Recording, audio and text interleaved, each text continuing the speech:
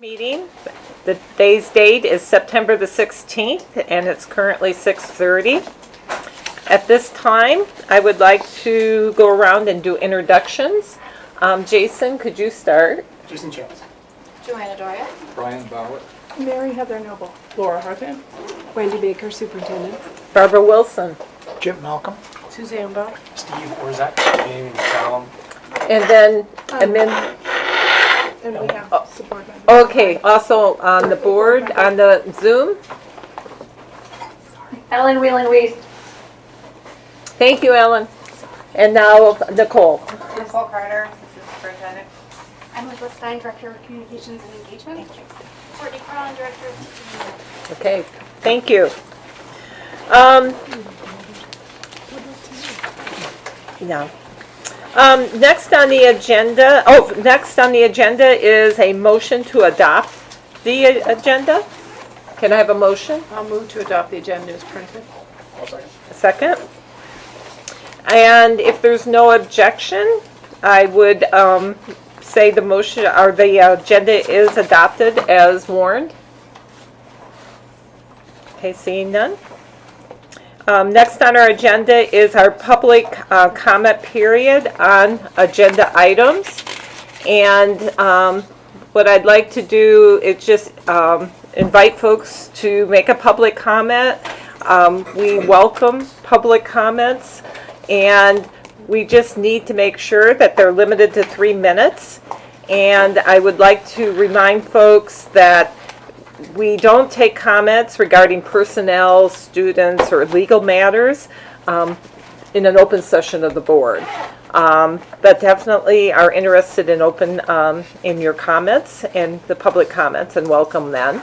If you would like to make a public comment, please raise your hand. And also, if there's someone on Zoom, raise your Zoom hand. State your name, please. John Finney. Okay. And Suzanne, could you be my recorder for me? You mean the Timer? timekeeper? Yeah. I was trying to find a I can do timer. it. Thank you, Jamie. Thank you. So should I'm addressing the action item about the Ripton School. Sure. K2. So my name is John Finney. I am a lifelong Ripton resident, although by some measures I'm a brand new Ripton resident, having recently returned from about 10 years overseas with my family. To open tonight, I'd just like to reiterate the statement of support that the community of Ripton issued for the entire staff of Ripton Elementary School. That was issued via letter late last week. I hope all of the board members have received that at this point, and staff, I'm hopeful, have seen that as well. I think that it's fair to say that the community was gravely concerned about the news that some staff may not have felt that support, and that's why we thought it important to act and make that broad support clear. That support is enduring. It's been there since I was a kid attending Ripton Elementary School, and I'm confident that it will remain throughout this difficult period that we're facing at the moment. In regards to that difficult period, one observation I've had is that it does seem to be, at least in part, a culmination of a period of, I'd say, less than ideal communication, and at times that communication may have been a bit underbaked. At times that communication may have been a bit overdone and even crossed lines in periods of heightened emotion. I will say, in counter to that, though, that the events of the last couple of weeks and the amount of listening that Dr. Baker has done gives me a lot of optimism. Additionally, the commitment to monthly meetings with the Ripton community, I think it's a fantastic basis, and I applaud Dr. Baker. I think, at the risk of speaking for all parents, this is as communicated to as we felt, despite the cloud of difficult circumstances that was over everything. One final observation, at the risk of perhaps drifting into the dramatic, it strikes me that, and as someone who's recently returned to the community, that too often in these periods of heightened emotion, the first instinct is to draw battle lines, where one would hope the first instinct would be to rely on the shared notion of good intentions of all parties. And I'm really hopeful that with the increased communication, with a sense of a shared interest in the great outcomes for our students, that we're actually in a great position to move forward and be successful through this little period we're in and into the future. So, Thank you. Thank you. Anyone else in the room? Anyone on Zoom? If there is, just raise your Zoom hand. Britta, can you hear us? Yes, I can hear you. Can you hear me? Yes. Go ahead. Great. I just wanted to, as a parent, I'm Britta Perrong. I'm a parent of several students at the Ripton School and also a social worker in our community. And so I guess I would just, as someone who, I don't have a kiddo in the K-2 classroom, but I again want to, just speak to my support of the Ripton School and how amazing they've been for not only my children, but also, the students. I'm tasked with working with our most vulnerable students in Addison County as a social worker, and I know that the Ripton School has really held some of those kiddos and really want to support, just encourage the board to think about that as well and supporting those students in the Ripton School and with the kind of configuration that it is. It's really working for that group of students. So thank you. Thank you, Britta. Anyone else would like to make a comment either in the room or on Zoom? Go ahead, Steve. Yeah. Sorry, people by my back. All right, so I got 3 minutes. So, Steve Cash, I'm the parent of a second grader in Ripton, who, has been doing pretty good with the K-2 configuration that currently exists up there. Anybody who's been in school knows there's always a bit more to do, but he's been doing pretty good in spite of that challenging situation. Today's been a whirlwind. There's 2 staff that are no longer at Ripton as of today. And so that's been a lot to try and sort out what's going on. And so I've come here with a mix of emotions. One, I'm pretty frustrated with my community. I think some of the treatment of some of the educators has not been up to the level that it should be. Maybe that's something that happens in schools. I don't exactly know. I don't work in a school. That's very frustrating to me. I'm frustrated with my community for that piece of it. At the same time, I'm trying to balance what's going on here because over the past week, stuff has moved incredibly quickly. There was a board meeting last week where there's talk of K-2 configuration, what was going to go on. I heard about that on Tuesday. By Thursday, I had organized a very productive town meeting, and we got the letter of support that was sent to the board. We got all those signatures, sent that down here. And then this Sunday, there is a meeting between Dr. Baker and K-2 parents specifically to talk about this situation. This is all in the space of a week. This is a lot, so if I'm talking fast, it is a lot. And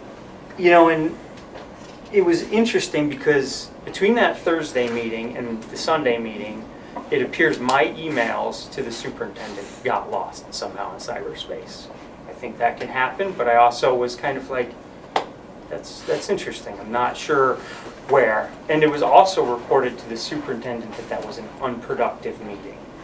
There were some hard conversations there. There's a lot of different opinions in education. You all probably know that. And there was some real progress. So I was surprised to hear that report. And then kind of most interestingly, there was no second grade staff at that meeting with the second grade parents, which I thought was a very important piece of that puzzle. So I think tonight what I'm very interested to hear is as everybody digs into this, I'm just really curious to understand what is going on. And, is this a situation that we've just wound up at? Or is there some more to this story? And I really hope as the board dives into this issue, you can sort that out. I can't. And so I just encourage all of you to use those powers to try and sort out what is kind of going on. And if this is a quiet kind of attempt to get grades out of Ripton and close the school, that's going to be really hard. And I might be out over my skis, and I hope you guys tonight prove to me that I am. I don't know how much time I have left. Who's the timekeeper? Oh, okay. You're up. Thank you. To be honest. Thank you, though. Thank you, Steve.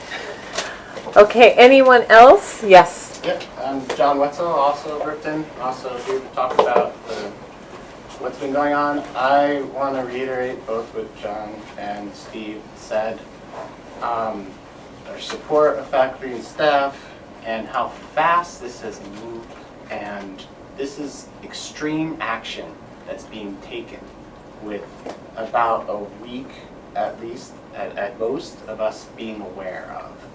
And I don't know if that's true for everybody here as well, but just like Steve said, I don't know, the fact that Miss C and Melissa, like people feeling that there's things going wrong and us not knowing, we care about our school. I think we've proven that. We care about our community. The school is a pillar of the community, and it's an important piece of where we are. It's just like our general store. It's just like our fire station.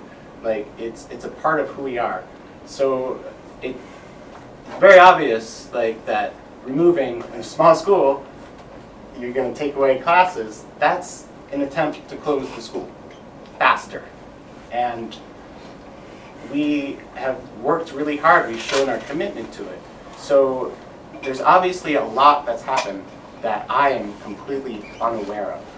And I don't know if you are, but like it's been very fast. So to close, to take away grades is an extreme action, is my point.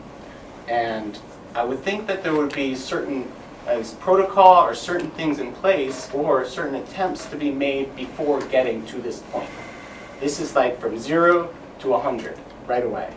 And it's why weren't there steps taken? Like what was going on? Like that's not my job to figure out. And a lot of it is, in any event, like how did we get from 0 to 100 so quickly? How did we get to this point so quickly? It's something that maybe should be looked at to maybe handle this in a better way in the future. And because it could have been prevented. There's no doubt about that to get to this space, right, as it is now. Because obviously there's a lack of communication. And I feel that if we were given any warnings, any signs of like, hey, there's stuff going on, or like earlier, like we want to support the school, we want it to work. A lot of people do, most people do. And so in our community. And we will do what it takes. We will volunteer. We will do, like it's always been a part and a thread of the community. So I just ask that you take the time, for one, not make any rash decisions, feeling like reactionary decisions, because when you react, that's when mistakes are made, versus making educated, smart decisions that are thought about for the future. Thank you. Thank you, John. Anyone else? Yes. Hi, Samantha Eisenberger, Ripton. I just want to say one comment, just to segue from the threads that have already been shared. Let us also remember the children and the impact on the children this could have. All I can think about is if you move K1 out of the school so abruptly, Meg just left, Melissa resigned, how are we supporting the kids in this community that are a month into school? How are you going to explain it to them? I think that's really important because they have a lot of awareness. They're watching what's going on. How they are treated in this process matters. So please consider that as you make decisions moving forward. Thank you. Anyone else online? Yes. 3 on Zoom. Yes. 2. Okay. One. One. Bill? Is that I can't see. I can't see. Bill, Can you guys hear me all right? Yes. Go ahead. My name is Bill Hunsinger. I'm not a parent of a kid in Ripton School, but my daughter is due to start kindergarten next year at Ripton School. And I can't say that I know much about the immediate situation that the board is dealing with, but I would ask that we consider the long term here and the message that it's sending to parents whose kids are not yet of school age, but will be school age shortly. It impacts not just Ripton, but the families throughout the ACSD community when we are having conversations like this. And just because we're not in these schools every day does not make our voices less important. Thank you. Thank you, Bill. What's the first name? Tammy Tamara? Johnson. Tammy?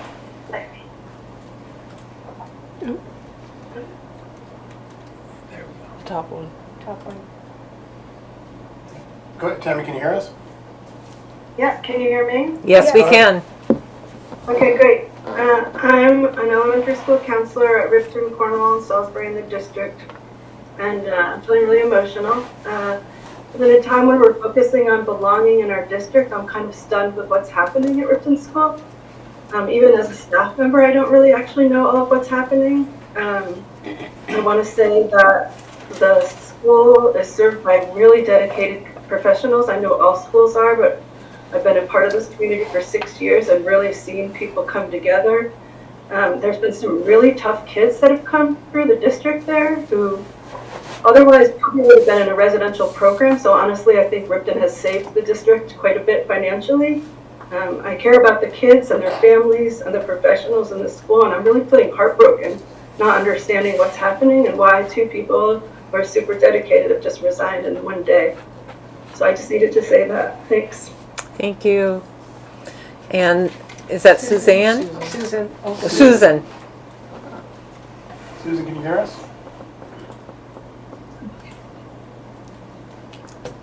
Susan? Go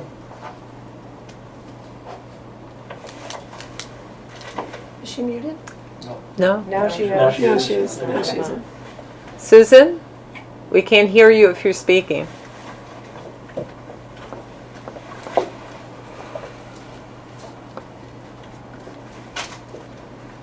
Hello? Yes. Yes. Okay, thank you. Hi. I'm Susan Ogilvie. I teach 4th and 5th grade. I'm a longtime teacher and resident of Ripton. With the utmost respect, our parents and community are absolutely our superpower at Ripton School. While I've been a little bit on the fringes of this situation, it really was revealed to us last week, some of the details, and honestly, I am absolutely shocked. I'm floored by what has happened. I am devastated by the events of today. I feel very much like what some other community members had said. It feels at this point to be able to move forward. We really need more communication so that everybody understands what's going on.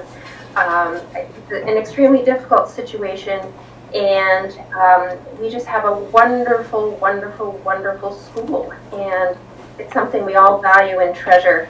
Our parent and community have historically worked together and solved insurmountable obstacles together, and I know this is something that we can solve as well. I feel like the pressure of making a decision tonight is a little bit too fast. So again, thank you for listening. Thank you, Suzanne. Susan. Susan. Susan. It's okay. I used to call you Susan. I know, and I always said Suzanne. So sorry. Is there another hand? Yep. Yes. Meredith? Meredith, thank you. Hi, can folks hear me? Yes. Yes. Great.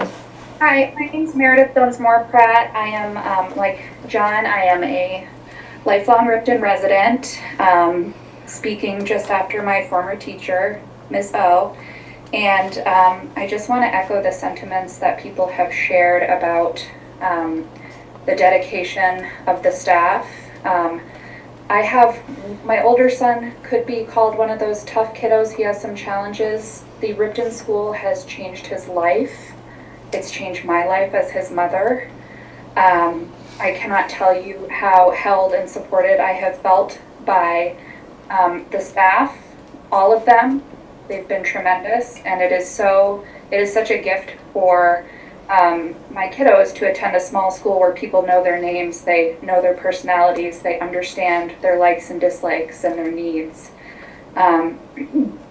I understand, and I've always understood, that we may be on borrowed time at Ripton Elementary in terms of school consolidation and how long a school like ours might be able to stay afloat. But I do also share the same sadness and devastation about, I guess, sort of just the animus that has risen up within the discussion.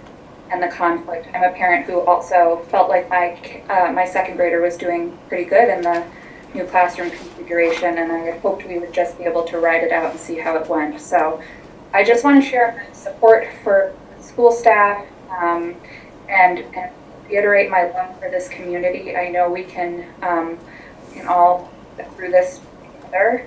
But I wanted to share my support and thank you for having us tonight. Thank you so much. Anyone else on Zoom or in the room that would like to make a comment? There's another Zoom. Is Jeannie. Sorry, I can't read that far away. Go ahead. Hi there, can you hear me? Yes. Yes. Hi, my name is Jeannie Cash. I'm a parent of a second grader at Ripton, and I just wanted to speak tonight in support of his teacher. I feel like my son has received an excellent education under her the last 2 years, and that he is a more intelligent, confident, considerate little human being coming out from under her care and her lessons. And I hope that she hears this and that she realizes that there is support for her within our school, and our kids are receiving what I feel is a very high level of education. I don't think it's lacking one bit. The ways that she's evolved her teaching and her classroom and the routines to accommodate for second grade, while I know everybody was apprehensive about them, I've seen nothing but a lot of thought and care to roll out new new rest routines, shorter rest to accommodate for maturing second graders so that they're not so reliant on that. I've seen evolution of the number corner to be set at curriculum level that's appropriate for them, and then they're sharing the task, the smaller, simpler tasks of updating it with the kindergartners. They're receiving a level of being the older kids in the class to help out, and they're really enjoying that opportunity. I know my son is,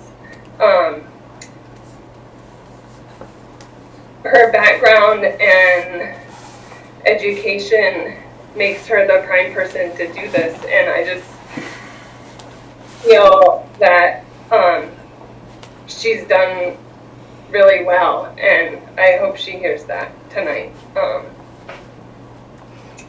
She's an incredible woman and an incredible teacher. This does feel very fast, and I'm in unison with community. I'm feeling disappointed in that there's people who experienced hurt in our community and school, and this does feel, to echo Susan's comment, it does feel all very fast, and I'm really surprised at how soon it's being evaluated. Jeannie, I have to call. It's over 3 yes, minutes. I know, I'm I so wasn't sorry. good at keeping a stopwatch like Steve. Sorry. I'm sure he's like, hurry it up. All right. Thank you for hearing me. Thank you, Jeannie. Sarah?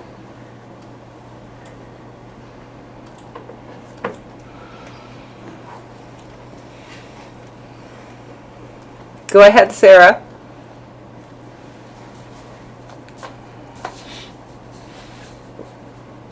We're not hearing you.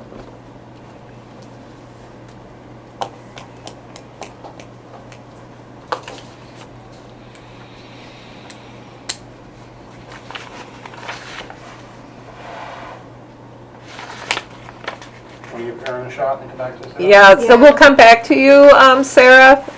For some reason, or we're not hearing you, so we'll come back. Aaron? Can you hear me? Yes, we can. My name is Erin Robinson. I am an employee of the Ripton School. I also have 2 kids at the Ripton School in 3rd and in 5th.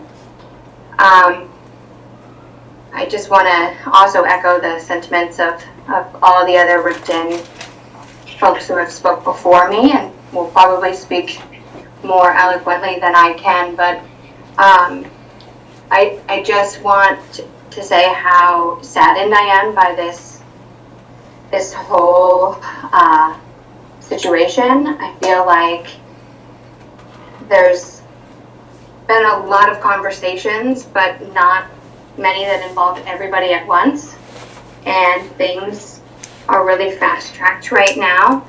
And I'm really concerned about the fact that there hasn't been any sort of mediation offered amongst the staff or amongst parents and staff.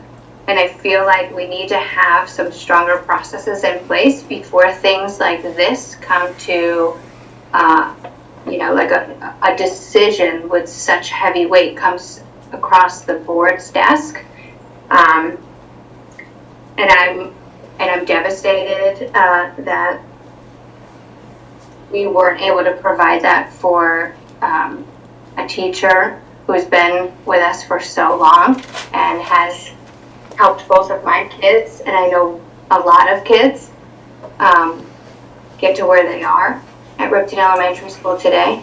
And I feel like we, ACSD, and us as Ripton employees, to a sense, have failed them by not being able to provide that.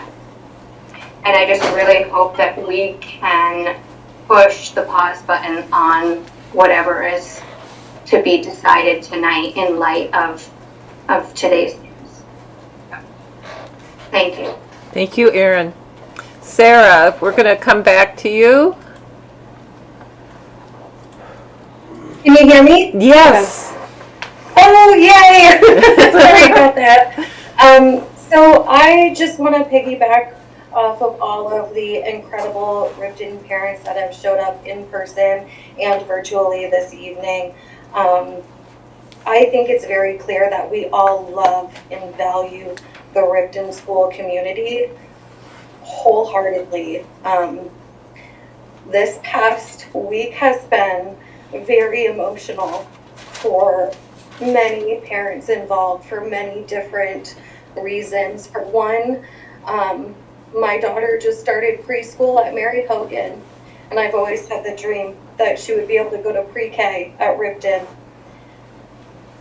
Those answers about pre-K have always fell flat about pre-K coming back to Ripton, and that sort of starts the lack of communication, and the core of the frustration from Ripton parents is not the Ripton school itself, is not the teachers and the education, the amazing education they have provided for our children, but it's the lack of respect that parents have been shown. There have been countless unanswered emails from Meg. There have been times where I have expressed her. Yes. During public comments, we don't want to really get into issues regarding personnel, so if you could please refrain from doing that, that would be great. I apologize. So basically, a lot of the frustration doesn't stem from the K through 2 configuration. It stems from the parents wondering how 3-grade configuration works. Never questioning if they could do it, but as parents, we're curious how this worked. We presented a petition back in June. I sent it to the superintendent, and that never got a response. Meg and I had a follow-up conversation. There was a follow-up conversation, and she thanked me, and I felt that there was progress. From there was no further response, and it felt that parents' concerns were dismissed, and parent support was never forwarded to the teaching staff involved. So I think there's a big disconnect there. I think that drove a wedge between parents and the staff because no one was getting the same information across the board. Your time? I'm sorry, Sarah. I have to call your time. Thank you. Any other public comments in the room or on Zoom? I have one in the room. Go ahead. Hi, Tara Gellner. I'm a parent of a graduated into 6th grade child and a current 4th grade student. I think I'm going to piggyback off what Sarah was saying, and I also just want to make sure that we keep in mind that parents feeling shamed for advocating for their children or feeling punished for advocating for their children is completely wrong. And I hope that moving forward as a community that we don't do that and that we make sure that parents advocating for their children is good. It means that they care, and it means that their kids are going to be successful in the future, and it can only help ACSD as well as they move through. So I just want to make sure that we're all in agreement that we don't want to shame or make parents feel as if this is their fault. That, you know, and that if this K-1 decision is made, to just really make it clear to the community as a whole that this decision was made not because parents, you know, had questions, but because this was a decision from ACSD about the education.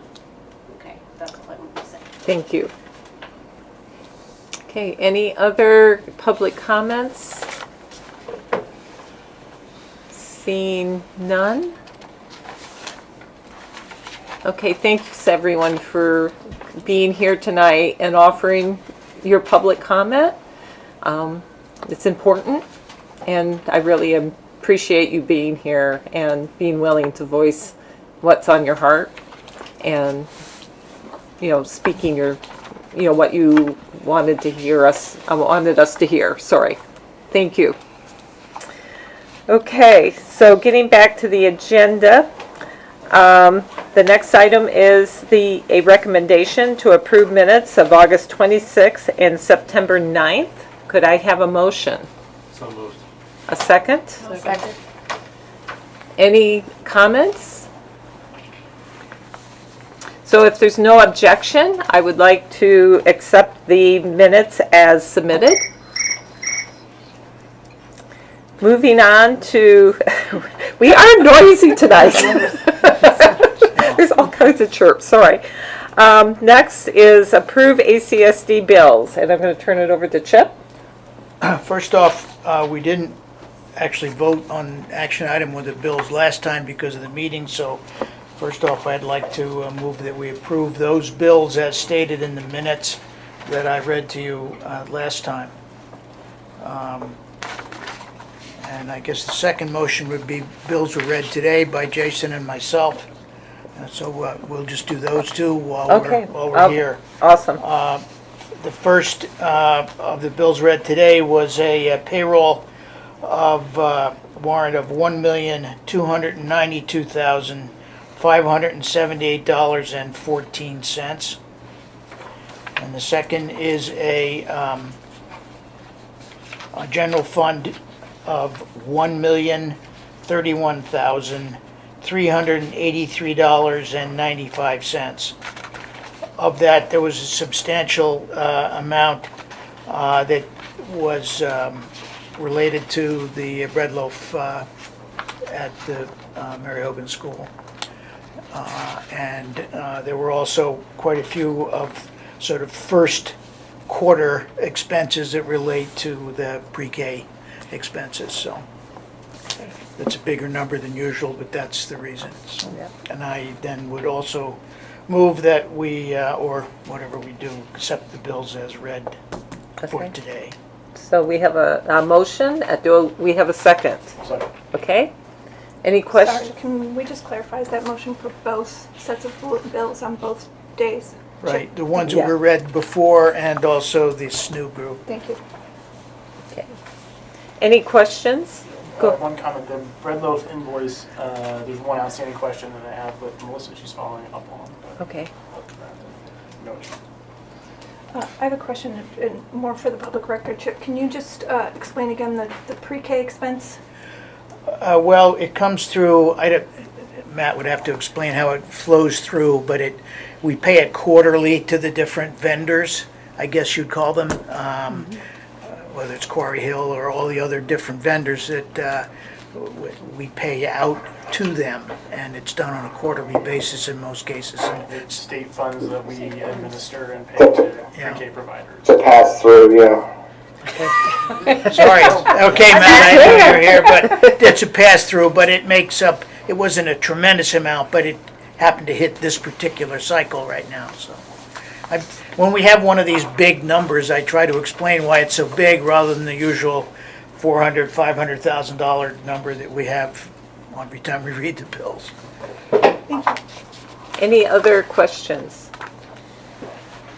Okay, if there's no objection, I would indicate that the bills are approved as read by Chip for both this meeting and the previous meeting, both sets of bills.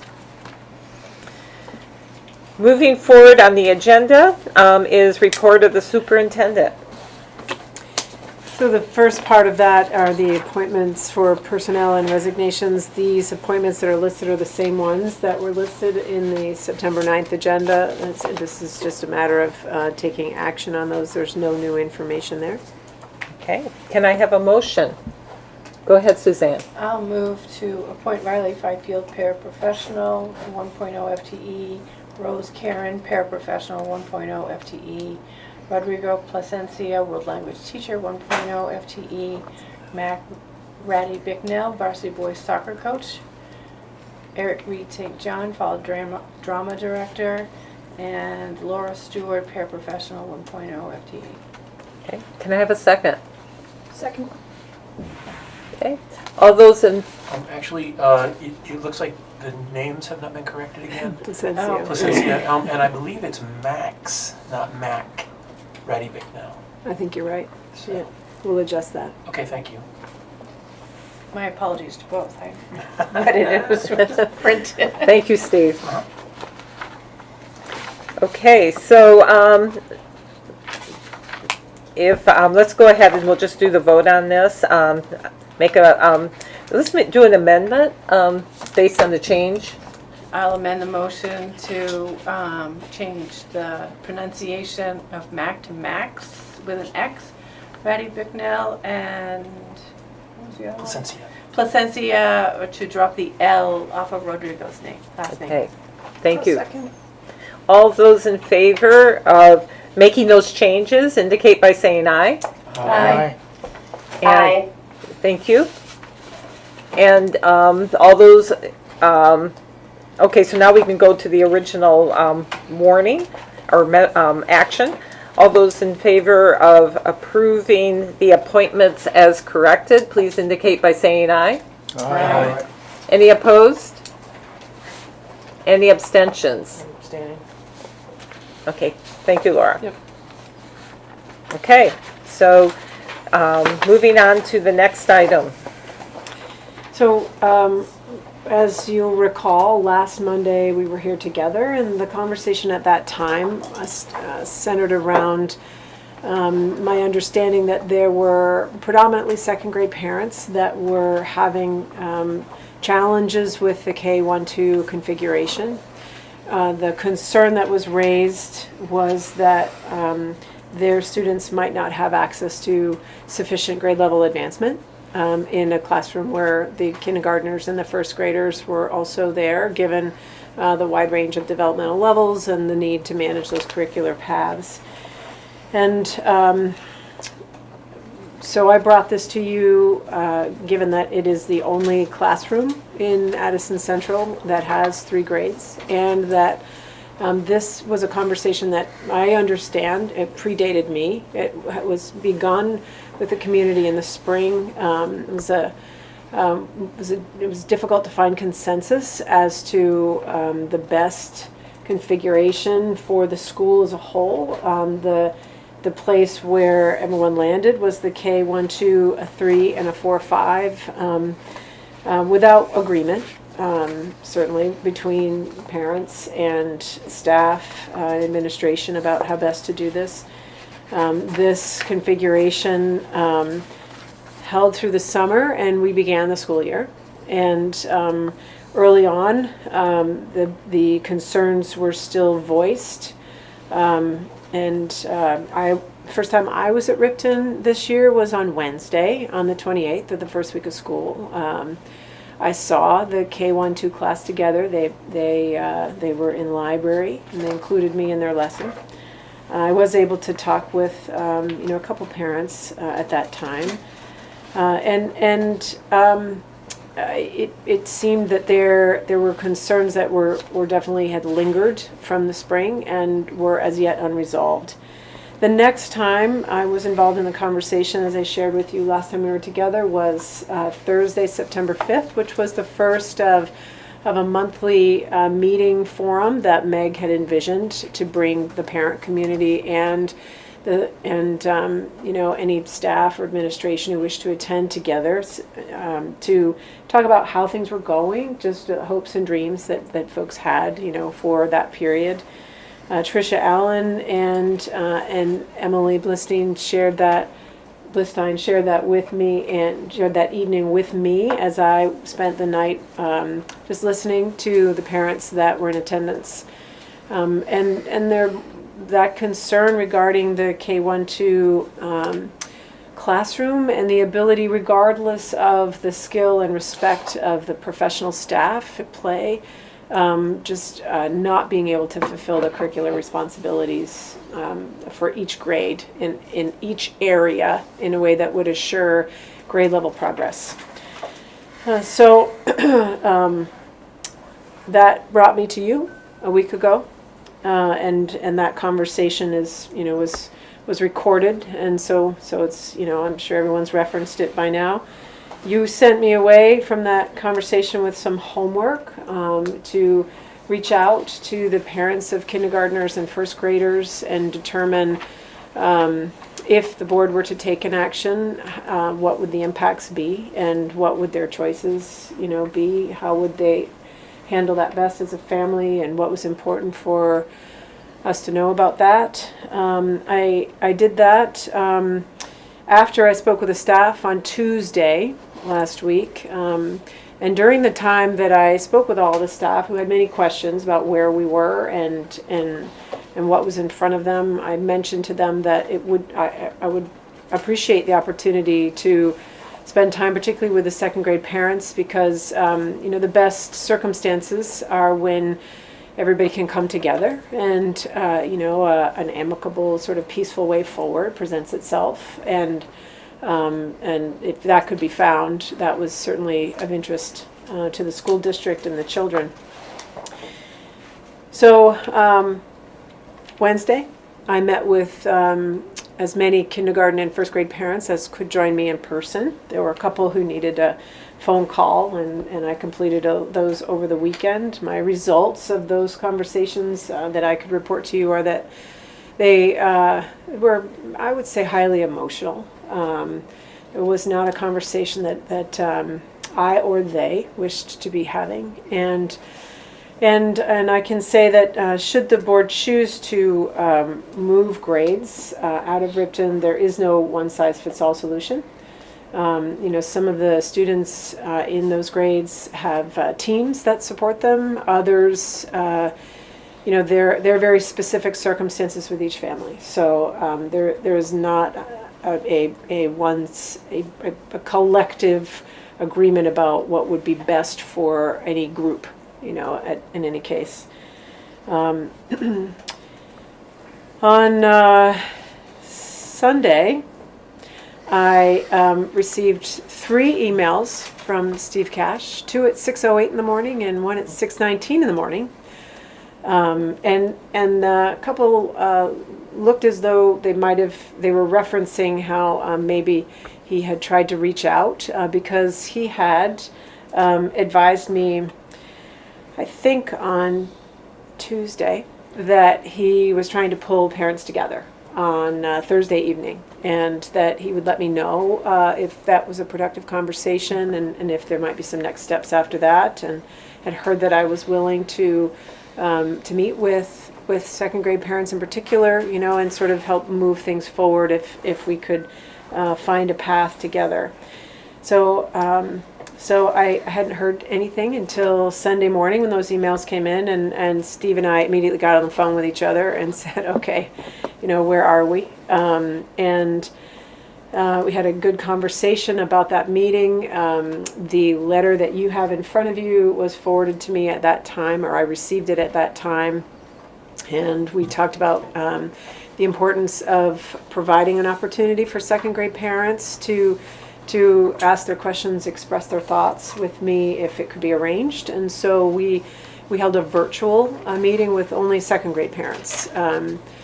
There were 3 families represented in that conversation, and we spent some time just talking about what was important to them and where I understood we were, and what would be presented here tonight. Today is Monday. So today, both Principal Cheresnik and Melissa Giroux have let the Ripton community know that they've come to the place where they're not able to remain in their positions at Ripton. They have asked me to try to work with them to determine transitions possible for them to move out of their positions and onto something different. So that obviously has complicated the circumstance. I'm not sure that the concern regarding the K-1-2 curriculum that was in place initially has been resolved, but it has certainly been set aside in an effort to ensure that community support for the school, which is loved, does not lose grades, that students don't have to endure the dislocation that can occur, and that unintended negative consequences that might stem from those things can be avoided. So where we are now is that we have 6 grades of students, and we will shortly have 2 teachers on staff, and so I need the board's guidance about that. So if anything, the curricular situation that we were discussing on the 9th has amplified significantly. Thank you. Yeah. Point of clarification for those people who don't know, the teacher that resigned was teaching Kindergarten, 1st and 2nd grade. Thank you. Yeah. Thank you. Thank you. Yeah, so at this time, I just would like to stress that it is the board's responsibility to really identify the path out of the current situation. So it's important for us to really, think about the kids, right? And really try at our very best to determine what is going to be the best path for those, to go forward, to deal with the current situation. What I would like to do is, if someone has kind of, I'm gonna let Mary Heather. Well, I have a question. I'm just wondering if it would be appropriate to allow folks to ask Dr. Baker questions before we can do that. Contemplate any solutions. Yeah, we can do that. Yeah. I was going to do that once we had a motion, but we can do it now. Okay.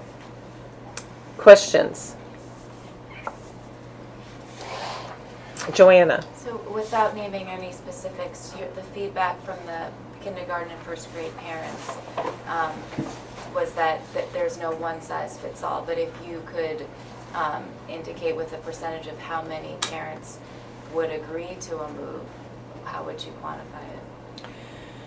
I don't think I could answer that because that's not the question that I asked. You know, I think what I posed to the kindergarten and first grade parents was if the board chooses to take an action that that changes where your child goes to school, what would be important about that action? You know, given your family dynamics, given where you work, what's possible that your child, what's important regarding your specific child. So what is important to know and understand about that? Every parent's preference would be to remain, at the Ripton Elementary School. There's no question about that. So that was the nature of the structure of our conversation. Mary Heather.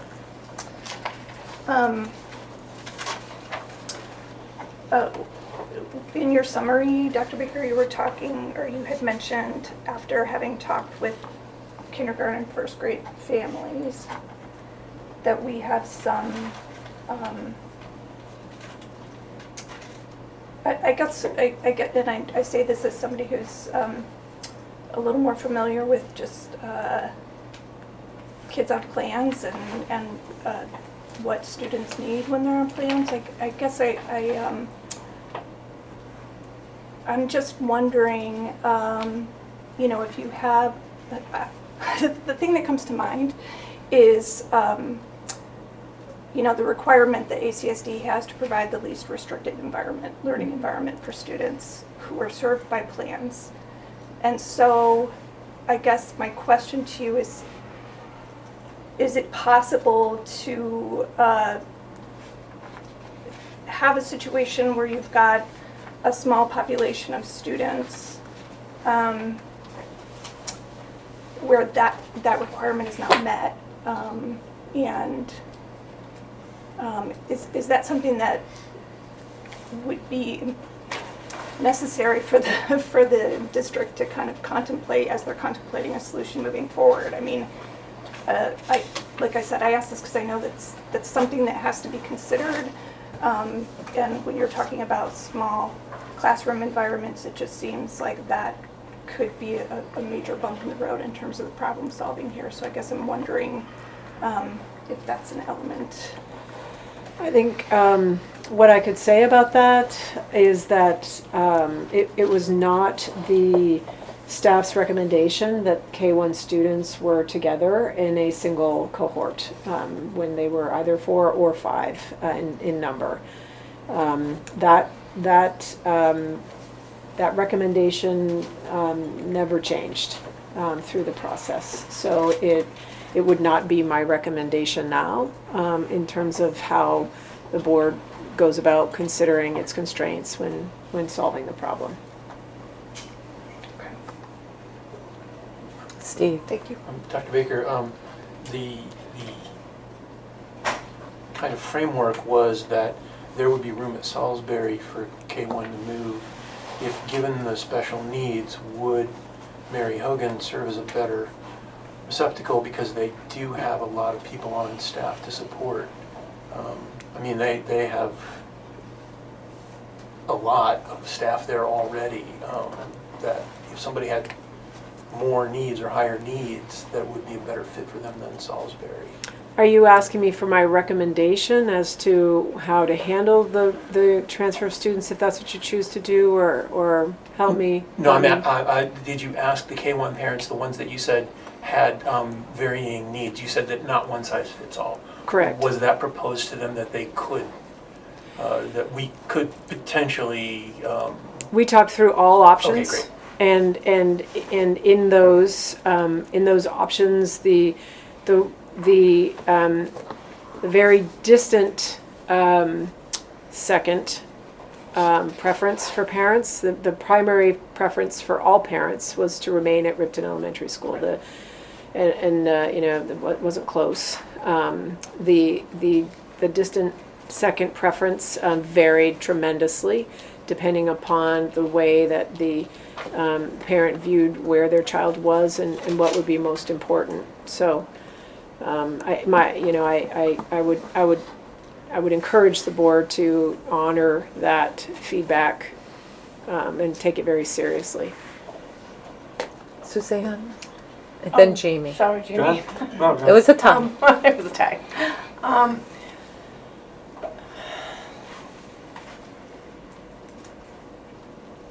So my heart bleeds for the K-1-2s, knowing that their teacher has asked for either a change of assignment or has resigned. I don't remember the exact wording. But at the same time, legally, can we operate a school without an administrator within it? And how would we go about providing for what these students and their families need if we don't have appropriate and licensed staff? So, by statute, at school shall have a principal. You have to have a principal.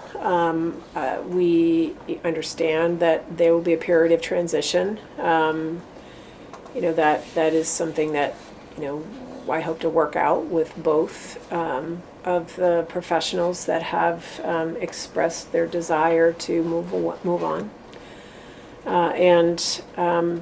I think that's something that we'll have to consider together in the short term. We can find internal coverage that can stabilize the situation, and I think the most pressing question I would want the board to be considering is the education of the kids. The administration at this point, I think, is somewhat secondary, which feels strange to say on some level, but I think understanding the right direction relative to the education of the kids is what I would encourage you to place your focus on tonight. Jamie, you're up. Yeah, Jamie. Thank you. I have a question about that I think is about personnel. I don't know. I don't know. I have it the same way. Whether to ask it or not, but I feel like a low information voter. Like I don't feel like I have a good I got out of work to see this today, checked my email, and found this out, and I feel a little bit I was like a little surprised, as I'm sure other people were, and so I have questions about that I don't know whether to ask them right now in public. So I just putting it on the table to try to figure out how to talk about the situation, because it seems like some information about it is important without violating any code of conduct. My second point is that sometime in the last couple of years there was, some of the details here, there was a school, was it Shoreham, where we didn't have a teacher for a while. I think it was a second grade classroom. And what did we do then? Like it feels like there's some part of me that this feels like an emergency, and some part of it feels like, well, this is like people have resigned their positions before, and so what do we do in that circumstance? Or you know what I'm saying? Like I guess I'm trying to resist the urge to be like in emergency mode and try to figure out what do we do when we have to fill vacancies. So like how would maybe we respond to this in the same way we respond to those other things. I remember Shoreham, if you will. It depends. I can give you what we would do in any other vacancy if you like, and Sure. then you sound like you know the Shoreham A little story. bit. It was Shoreham second grade, I think, right? Yeah, it was second grade. Yeah. So, what I recall, and obviously it was a few years ago, with the second grade, the principal actually taught the second grade class for quite a period of time. And then there was one of our coordinators from the elementary level. Elementary year coordinator. Yeah, she then taught it kind of part-time as well. Okay. So yeah, I even, And that lasted for a bit of time. As I it remember. lasted for the remainder of the year. Yeah, right, okay. And just to follow up my first point. I can add, though, Yeah. that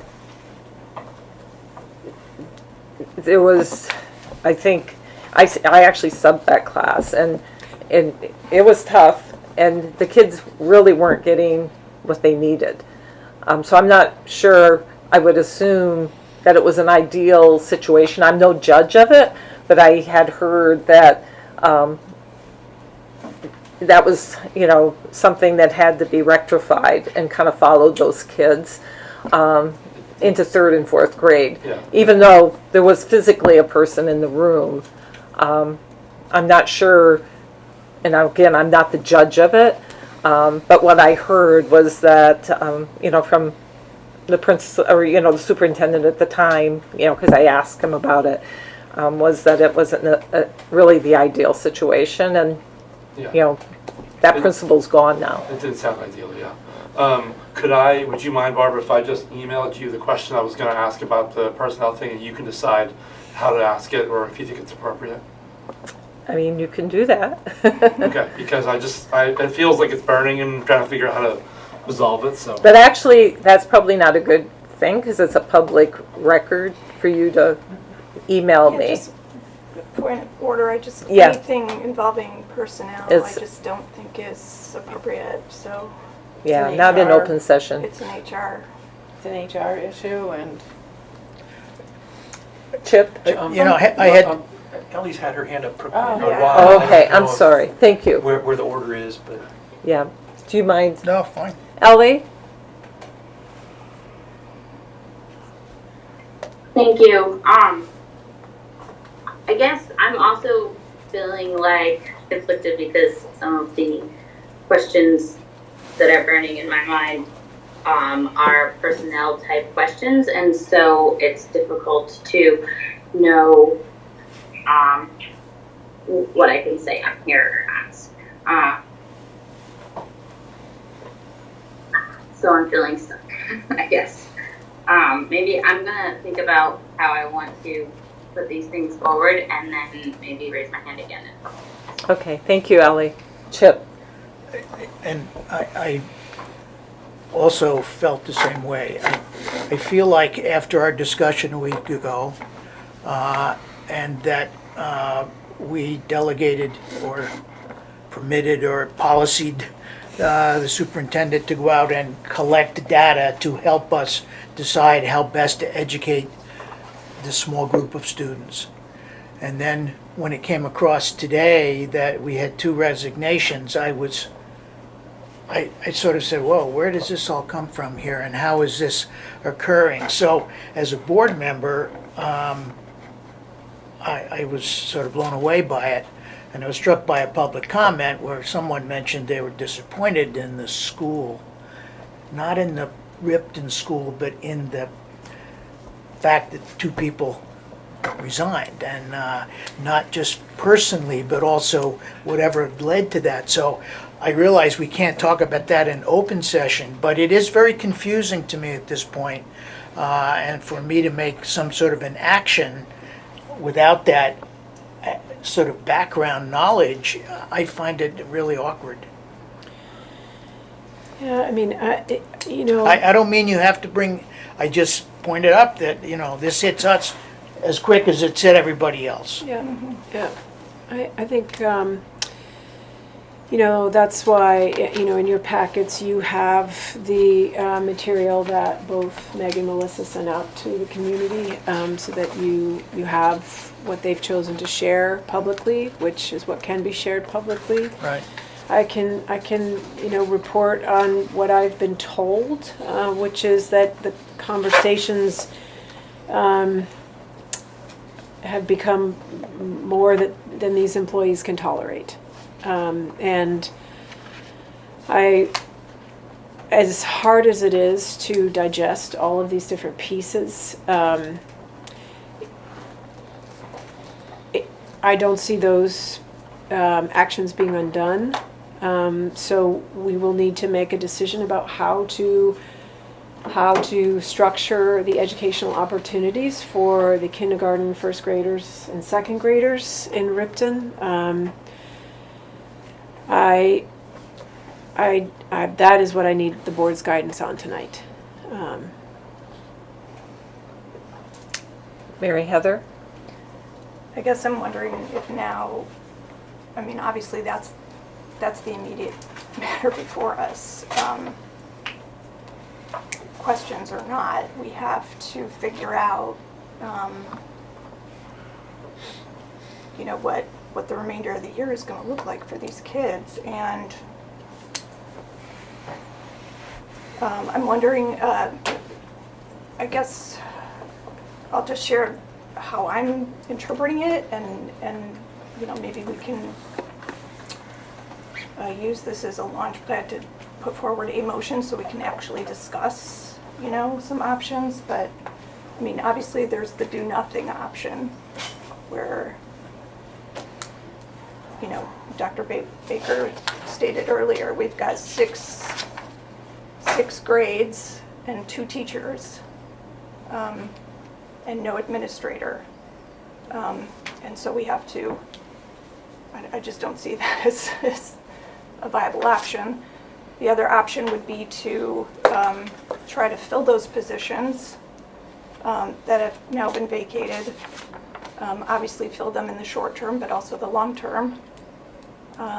Like Jamie was alluding to, you know, how would we pivot to respond to that?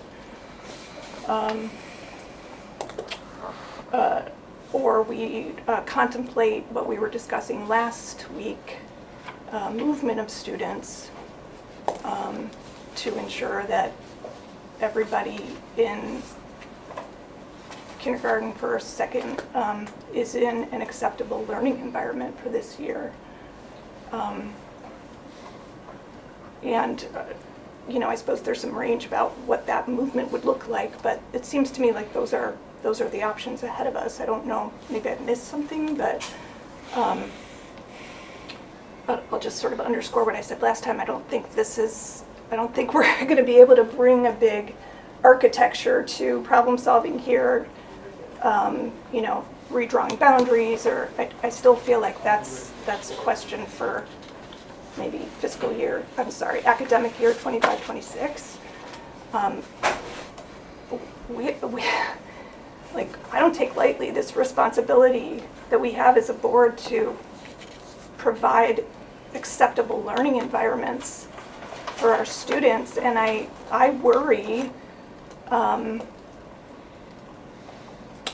about failing at that, and potentially exposing the district to legal problems if we fail to do that. This is of the utmost importance, is resolving this immediate problem before us. So I guess I don't.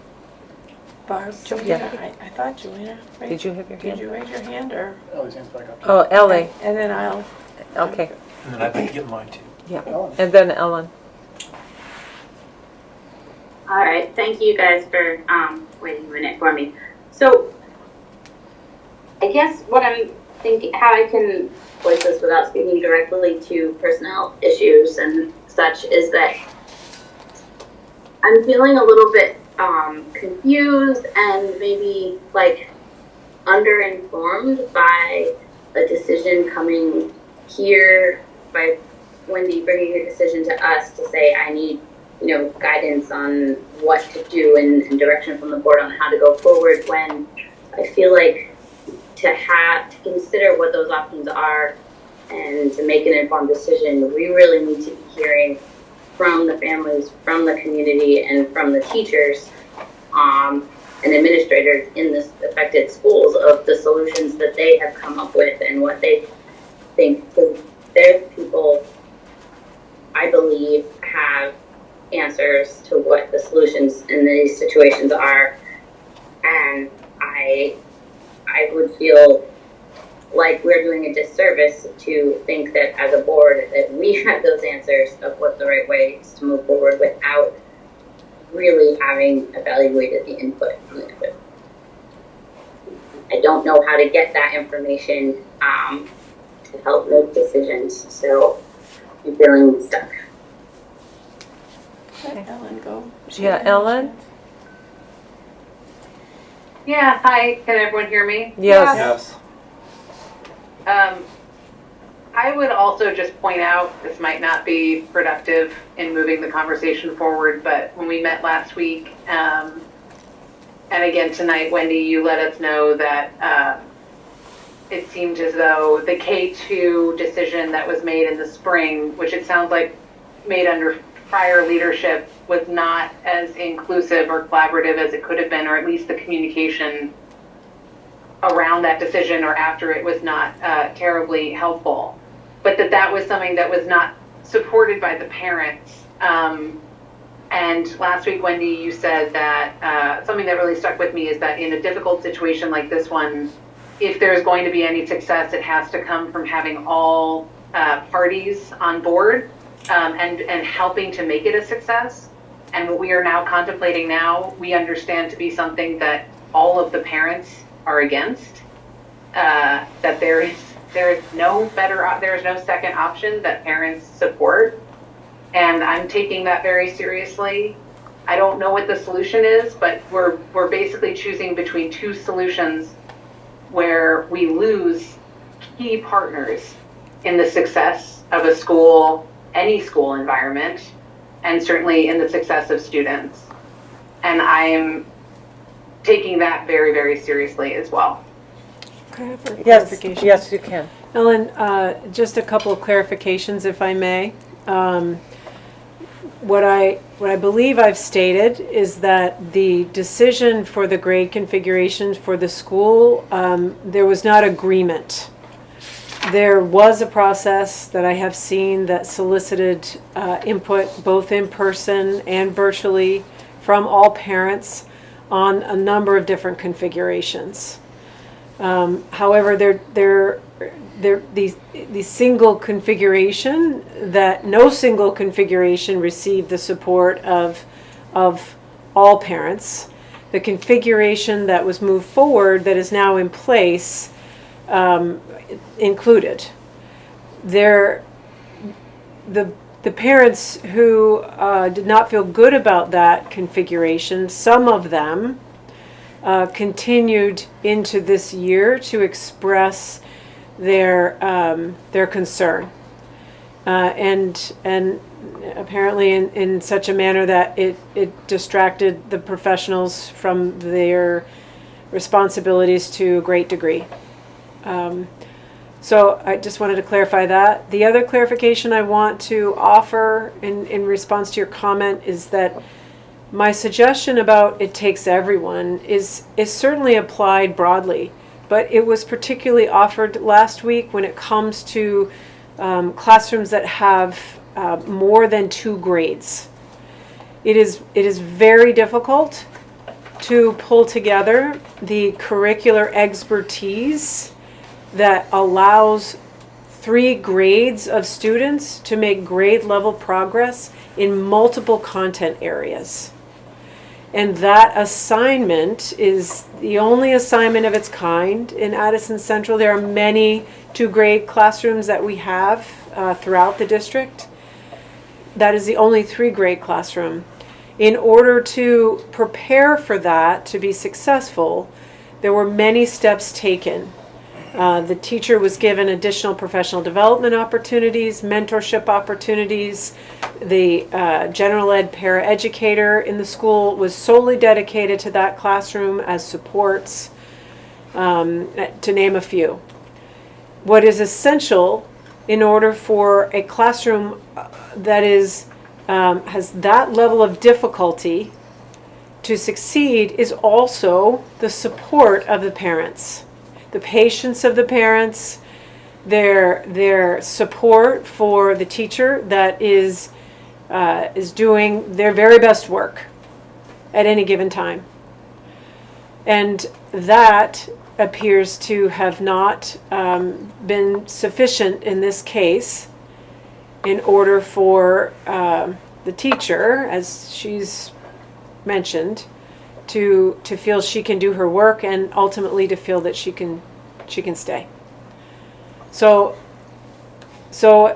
it is this assignment that is particularly sensitive to ensuring that everybody is working together to make sure that it can be successful. Joanna hasn't had a turn. Okay. I'll keep waiting until everyone's Joanna. had a chance. Okay. I'll say a couple of things in response to Chip's sort of curiosity about why this week sort of feels so expedited, and I would go out on a limb to guess that the threat of moving grades from Ripton last Monday expedited this and inflamed the situation, because it already a precarious situation that could have been a bridging, and I think it exasperated it to the point where I think people were being asked questions that they couldn't answer on top of the other questions from before. I want to echo something that Ellie and Ellen have said. As a board member, and I'm reflecting to that last Monday, this is a special meeting. It was never supposed to happen. We were never supposed to have public comment on this. So as a board member, I would like to request that when asked to take significant and consequential actions in board meetings, that all board members have a right to all of the information and time to process beforehand. A board member that comes to meetings prepared, having read and reviewed all relevant material and a clear understanding of the district's context, should never be asked to take an instantaneous position or be surprised. If we are going to do the hard work of building trust within the community, we need to start at home. The practice is the process. The second point I'd like to make is I think we need to be clear as a board what constitutes necessary action from us. Although it is extremely unfortunate to receive 2 relocation notices today, it would be wise of us not to conflate sentiments around personnel with board matters, as the board does not deal in personnel issues. The district has had to deal with absent principals before, with absent teachers in the past, and we didn't solve those issues by moving kids to another school.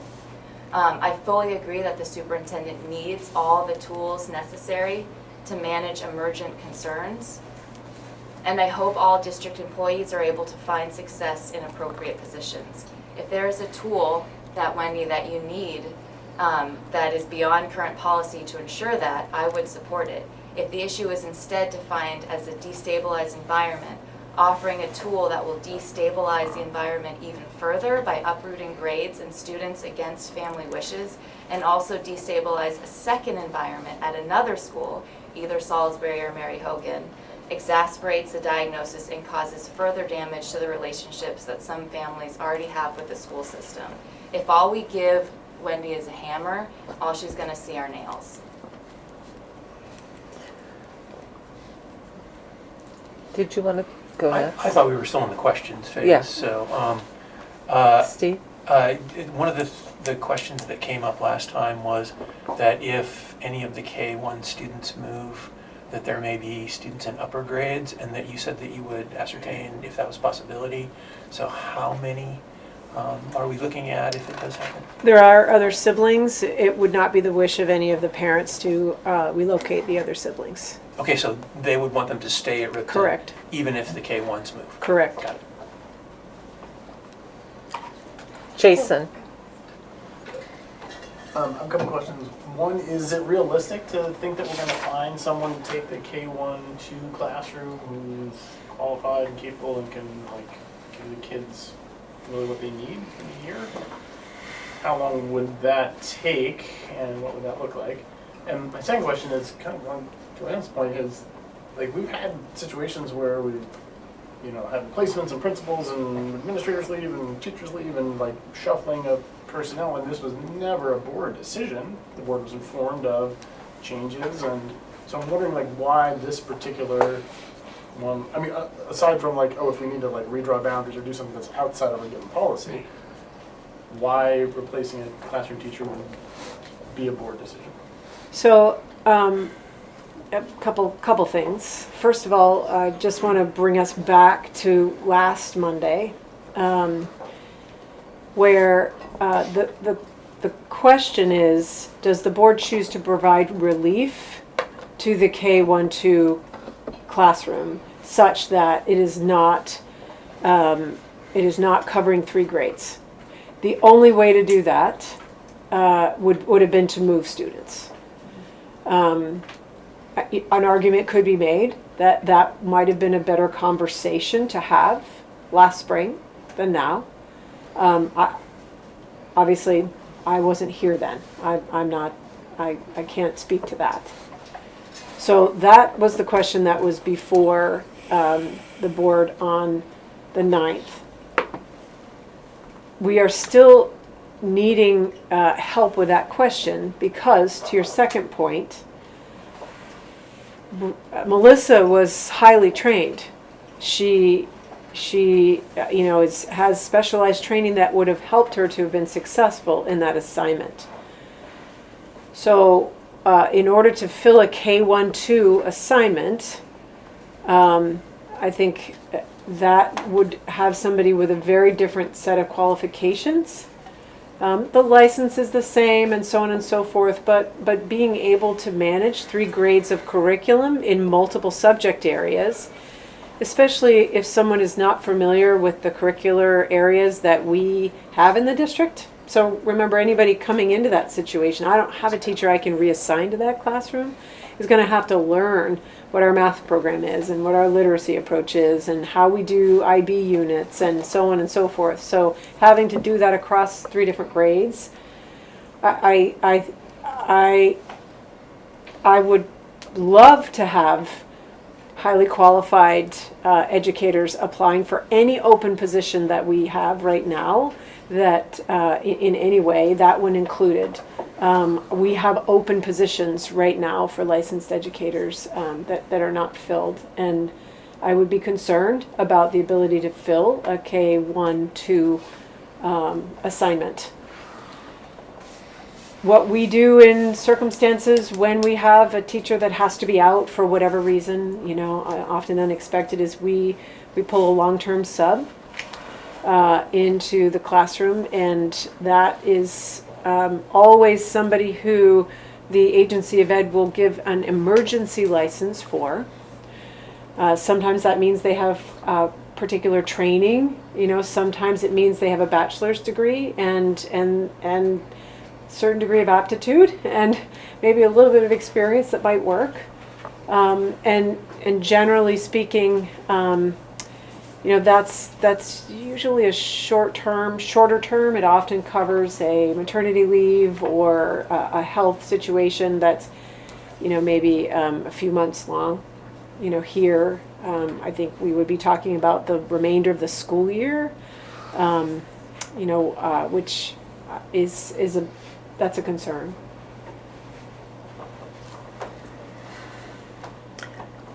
Can you, I'm going to ask a question. Can you think of any way that we could staff that position? And I'm making you repeat yourself. To teach that K-2 or even K-1 at this point? If we were to have a 2-grade assignment, I would have more confidence that we could pull somebody in that would be able to provide, education that that would take most of the curriculum in play, and I'm hedging in part because of the timing. It's because of the time of year. This is not a time of year when we have a lot of applicants for positions. So, that said, I'd like to remain hopeful and say I think that's reasonable. I think, I'm not certain that would be the case in a K-1-2. I think that's definitely far more challenging. Thank you. Yeah. Mary Heather? I guess just to follow up on that, so, it just seems to me, given for the circumstances, finding a replacement teacher, a quality replacement teacher, to provide the kind of learning environment that we're obligated to provide, with its current configuration is not very likely. in theory, it would be more likely for K1, but obviously we've run into problems with the size and potential other challenges that it has been communicated very clearly that the education professionals do not recommend. So for whatever their reason, I trust their reasoning. Or perhaps you could find a replacement for a 1-2, where you would then move kindergartners. I guess I understand the reticence to feel like this is an emergency, but in fact it really is. You know, and I think we need to really stay honed in on the obligation before the board, which is to provide the right learning environments for these kids and elevate that above all the other things that we want to talk about and still need to talk about. But I can't underscore enough that we need to really zero in on the options we have. And to me, it doesn't seem like do nothing is an option. We can try to fill these positions, which we have already discussed some of the challenges of filling the teacher position. It certainly would make sense to me to contemplate filling the principal position. Like Jamie said, we lost principals last year. Principals went on leave last year. And we were, you know, able to provide some coverage, but you know, I feel like we ought to at least attempt to find someone for this vacancy. It sure doesn't make sense to me to not try that. But it's the teacher position in this classroom that I really worry about our liability in putting anybody in there just to keep everybody at Ripton School in this circumstance. It makes me so uncomfortable to contemplate putting the district in a position where we knowingly may be compromising the learning environment because of this greater conversation. And that just makes me super nervous. I think we really need to focus on this classroom, these kids, and this emergency now. Ellen's hand is up. I think what's happening right now is incredibly healthy.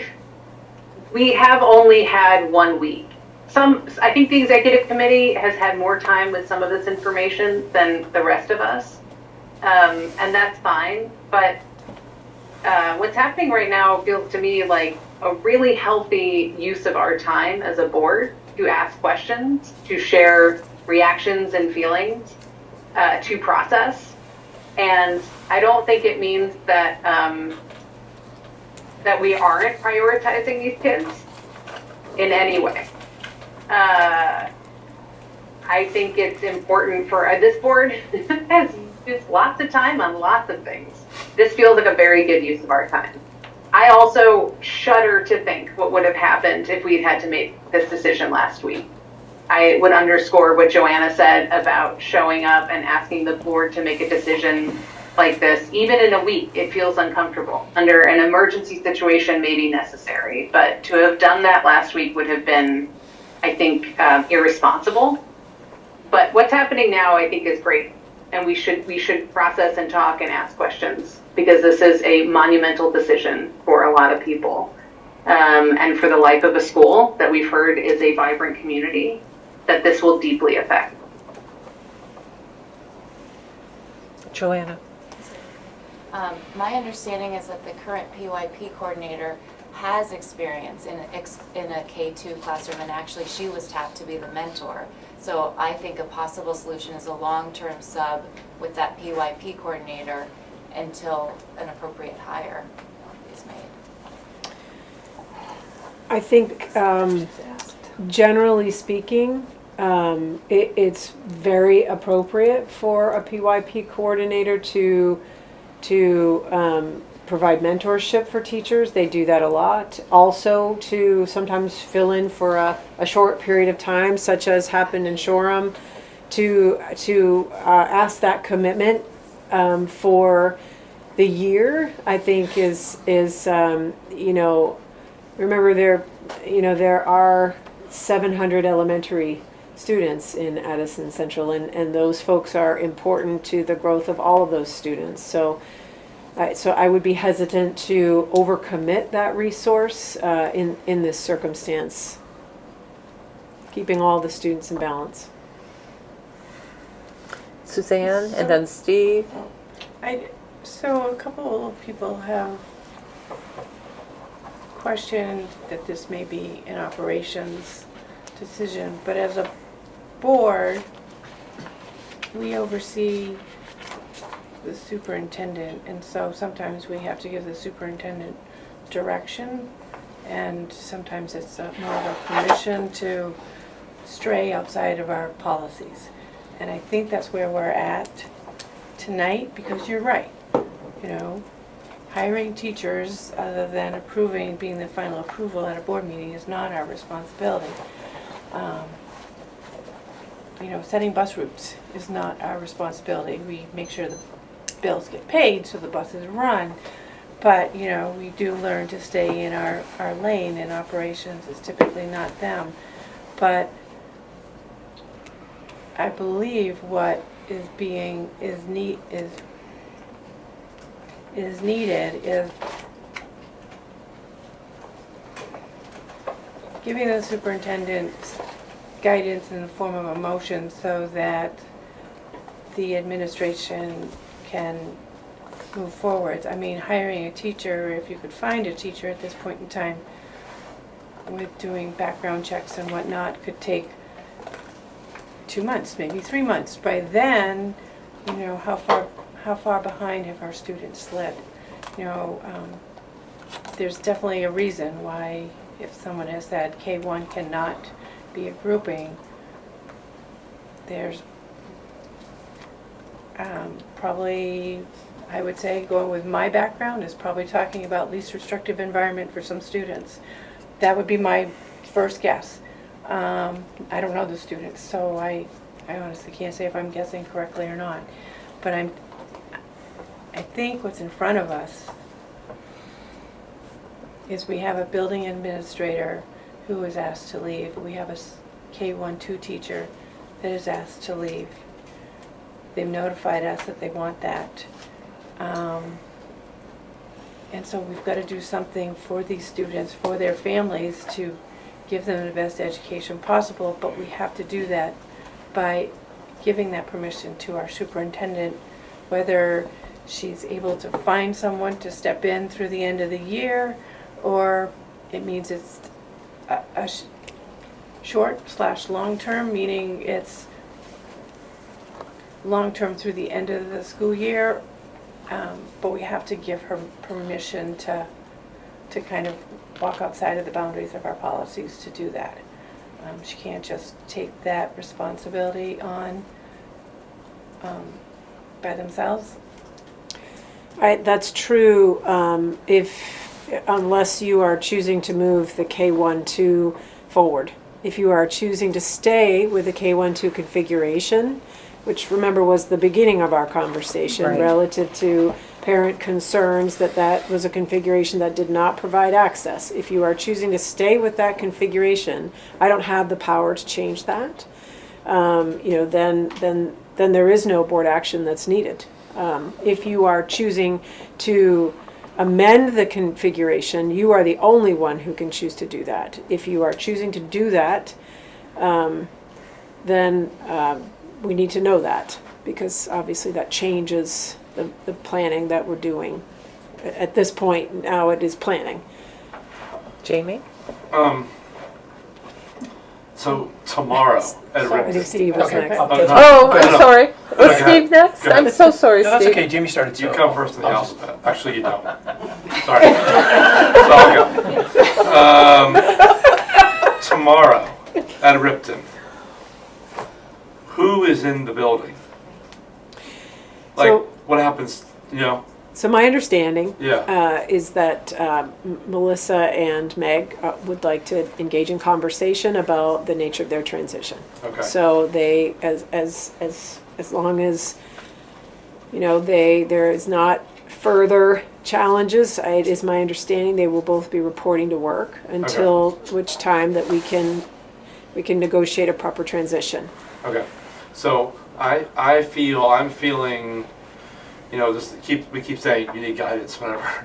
And I know that there's no formal thing on the table, but my feeling is that tonight I don't have what I need to make an informed recommendation to make a change that seems very big and with serious implications. I don't feel like tonight I can do that. And so I'm just voicing that out loud to put this out there that I take Mary Heather's point, the thing about the emergency. I know I was trying not to see emergency. I know the thing you're saying, but I can't see us moving tonight, taking a decision that would move kids, given the implications of that, and given what I feel is sort of a whiplash from last meeting to this meeting. It feels like we're talking about very different things, and to some extent, like different people are happy and different people are upset, and it feels so fast to me. And so I'm just, you know, as I hear everyone and think that's sort of where I am tonight. I don't think, and I also want to say, I am not the do nothing approach. I don't, you know, I think, you know, I don't think the way I'm thinking about it in my head right now that keeping the configuration as it is and trying to work forward. I mean, I still these lingering personnel things, which maybe we can talk about in executive session sometime. Does not seem to me like doing nothing. It seems like to me like an abundance of caution, which to me feels the right place to be. Oh, there's so many people. Yeah. Oh, Steve. Steve, you're And next. Brian's been, just so Steve. you know, Brian's been. Yeah. And Brian's for a while. next. Yeah. So there has been a shift in focus, it seems to me, that people are talking about recruiting a K-1-2 teacher to replace the K-1-2 teacher that left. If we look at what was proposed last week, moving the K-1 to Salisbury or Mary Hogan, I would hope the board is not implying that those teachers are not qualified to take those students into their classroom, because I think they are eminently qualified to absorb the students that would come in there. So if you're talking about quality teachers, we have them in the district with this solution. That just leaves the second grade. And if we have to hire someone to finish the year for the second grade, that seems to be what it might not be the best solution, seems to be that it would be the most prudent. Also, people have said, I don't want to talk about the personnel, it's confusing the issues. I don't see it as germane to the question, but I do see it as a symptom of the problem. And if those people that are saying this is not an emergency, obviously it is. Obviously it was bad enough to cause 2 people to leave. That's an emergency in my mind, and how we react to it is necessary. And I hope that no one is practicing the tactic of delaying and deferring these decisions so that they eventually go down in defeat. To take some time to mobilize whatever political forces might come into this discussion. I think we have an emergency on our hands that needs to be solved, and that the superintendent has offered us not a perfect solution, but certainly one that does prioritize getting the kids under quality instruction, because that's what would happen. I know the parents do not want to leave Ripton. I understand that. We've been hearing that for a very long time.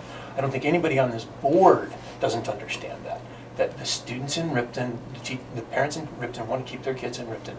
We get that. But this crisis, it doesn't seem like it's going to be solved by trying to fix that. The whole conversation started not with, is Ripton financially viable? Do the parents in Ripton love their school? Does Ripton support its school? It started out with, this is a bad environment by the education professionals have told us, this is a bad environment, and we need to change this for the benefit of the children. And that's, to me, has been the driving point that keeps coming up in this conversation. So. I think the word that I used was unworkable. It was becoming an unworkable situation, which is not what you need, particularly if you are trying to make 3 grades of children have a year's worth of growth in each subject area. So just to make sure that we're getting the right statement in the right spot. Brian? Sure, I may be incorrectly characterizing what I'm going to be saying, but you can judge that. What I'm looking at right now, the present situations, from what I'm hearing, seems to be the best environment in terms of how the students feel about it. The problem is that their education is going to suffer if they don't move. On the other hand, if they move, they get a better education, but how do you deal with the possible effects on them by that movement? Is it going to reduce their ability to learn? Do you understand? Mm-hmm. Oh, okay. And that's the problem that I'm having, because I believe that movement needs to happen. What I don't know is what is going to be the effect on them psychologically. Is that going to tear down what education might be improved on? It may be bringing it right back to where they are. I don't know, but you need to consider it.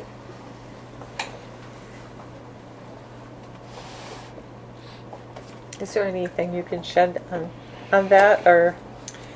I think Brian's observation is a good one. I don't think it's really quite possible to forecast those things. Research will say that the younger a child is, the more resilient they are in that sense. So, we would have very strong hopes that if the students are moved, that, again, people come around behind the circumstance and the parents are supportive of the next step for the students.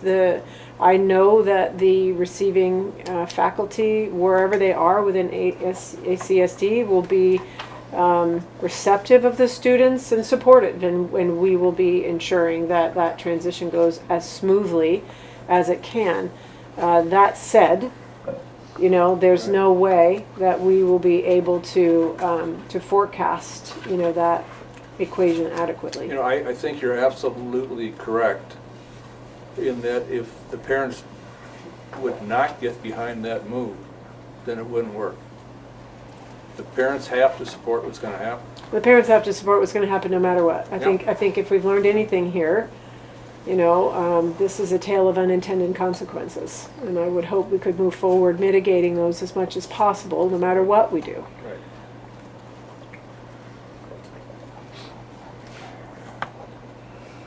Mary Heather. Just before I speak again, I just want to make sure. I know, that's why I kind of looked around. Like Laura, I don't think we've heard from you. Said anything yet. Yeah. It's percolating. I feel like action needs to be taken. I feel strongly that this is an emergency, and that the fact that teachers have left, I agree that is part of the story that has happened here and the story that has been presented to us. And so to think like, whoa, now we got to slow down, to me, no. This underscores what a problem we have on our hands. And so I guess just keeping in mind with that, I would like to put a motion forward that we authorize Dr. Baker to move students in kindergarten and/or first grade to another ACSD classroom that, you know, meets the learning requirements of those students. And any, I guess, well, we heard from you that there's no siblings attached, but I guess if there were any other negatively impacted students for the remainder of this school year only, and that this is a limited action. Can I ask a clarification? Sure can. Is your motion to authorize me to move them if they would like to be moved, or to transfer their attendance to another classroom? Meaning- I would transfer the attendance because I have serious doubts about our ability as a district to fill a K-1-2 teacher position. And then I would also, I don't know if this should be a second motion or include, but authorize or ask Dr. Baker to advertise the principal position. And obviously provide coverage for the duration of that search process. I think I would treat those as two. Just as a point of clarification, I was going to say, that's a personnel matter. I don't think we need to have a motion from Right. the board to do that. That's just a normal course. Yeah, that's of- true. Yeah. we That's would do that true. anyway. Yeah. And also I think another point with that, any parent in the district can request, based on an educational or personal hardship, that they are transferred gotcha. through C30. It's number 3 of C30. The policy limitations of that don't allow the superintendent to reassign without a request, at least as it's been implemented in the past, and I think as it's generally understood. So really the only thing that I don't have the authority to do, should you wish to go in this direction, is to reassign students. So the motion would be authorize Dr. Baker to reassign students to another, instead of move, To reassign. reassign Yeah. students in kindergarten and or first grade, Yeah. I guess that's. It would be helpful to be Yeah. specific, the and/or, it leaves it to Yeah. my choice, and Yes. that's, So I have, can I ask a question? Could we At the second Ripton it? School, right? We need to also be specific that True. this is about the Ripton Yes. School and not broadly across the district. Thanks. Yes. Yes. At the Ripton School for this academic year. And we need a second. Before we second it, can I just ask a clarifying question? Sure. Because it might change things. So if we don't, you said K1, but if we don't have a second grade teacher, are you? I think, it would be my job Yeah, to determine what would happen with those students, Okay. and if for some reason. I just didn't know if you needed to have. Yeah. I guess I don't know. My thinking is I mean, I was that thinking with it's the easier to teacher going, recruit so. for a single grade classroom. There could be many different Right. options in that respect, yeah.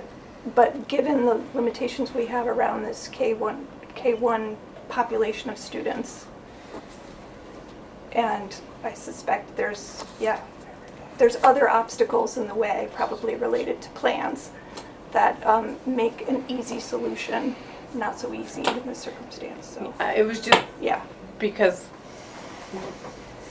we had the letter from the K-1-2 teacher that had resigned, so that's, I just didn't want us just to think about some of them, but not all of them. That was Right. the only Yeah. reason I asked the clarifying question. yeah.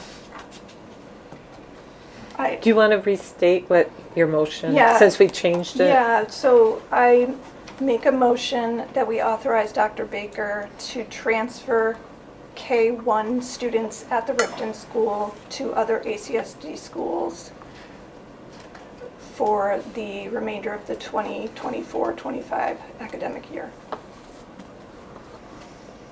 Do I have a second on I'll that? second that. Okay, discussion. I just want to make a comment. Since this came up to us, although we'd heard about this configuration in the summertime and all the difficulties with it. This came up last week, and now, obviously now. The board did not approach this, and I don't want to put it in a position that this was somehow was undermined by us trying to formulate the dissolution of the Ripton School. That I don't want the public to think that one bit, because in fact it came up to how do we get the best education to the small number of children that are specifically affected by this, and that's how we're looking at it. But I take it as an affront if in fact someone is saying that who have been in favor of consolidation in lots of ways in the past, that this was some way to maneuver into that. No way. And I just feel strongly I had to say that because I did not want to be in the position that this is now happening. Question? Yes, right. How does Salisbury fit in here now? I thought the trade was going to be... LA too. Yeah, I'll go to LA after Brian. I thought it was going to be to Salisbury students. And Right. Now, So now it's open to any school in the district. So She's- have we changed that or what? So my recommendation was never had a place where they went. I mean, I didn't have a Okay. recommendation to you, and I still don't have a recommendation to you. I'm presenting you with a circumstance and saying that, you know, there were parent concerns about access to education in a 3-grade classroom. Those have not been resolved, though they've been set aside, given that the issues appear to be larger. So my recommendation that has, I think, informed Mary Heather's motion tonight is that there is not one solution that would be anything I would be recommending in terms of the location of students should you choose to move So them it out. gives you the flexibility that you need. Yes. Thank you. Yes, I think at this point, ensuring that we are honoring parents' knowledge and belief about what is best for their child is of central importance. Ellie? Ellie. Yeah. So I'm unclear if this motion allows Wendy or anyone else to make a decision to keep the first graders there with the second graders. If that's decided, it would make the most sense. I know that Laura had mentioned this before, that we should be trying to create an option that disrupted the least amount of kids, both the ones being sent away and the classrooms receiving kids. So it would seem that if it was possible to keep the first and second graders together, that would just be, what, 2 students we might be moving, and that seems much more palatable. But the way that it's written right now, is it that she now would have to, if we No. approve this, remove the first graders as well, or just that she could if she chose to? It was or. Or. Yeah, and I'm not interested in you giving me a motion that has me use my judgment about who ought to be moved and who shouldn't be moved. And, you know, I think if you want to offer grades K1-2 at Ripton, then you should take no action. If you feel that you would like to reduce the number of grades offered in Ripton for the 2024-2025 school year, then you should say so. I mean, and I will operationalize whatever the board wishes to have happen. You know, but the decision about how many grades to offer in a school is, you know, that's up to you. And I. So, Ellie, do you want to make a motion to amend? That's what I would suggest. I'm not personally in favor of removing any grades, so I won't make a motion to amend, but I'm just asking these questions so that you guys can consider it. Okay. Joanna? I have a couple of points I want to make. To Chip's point about this, you feeling affronted that this is plans to close the school. In a way it is, because there are no other options on the table except removing grades. If we're going to look case by case, individual families at Ripton, I don't understand why it would be such a far-fetched idea to look case by case at families that might want to transfer to Ripton, and that would solve this. So if the only option is on the table to remove grades, it very much is the plan to close.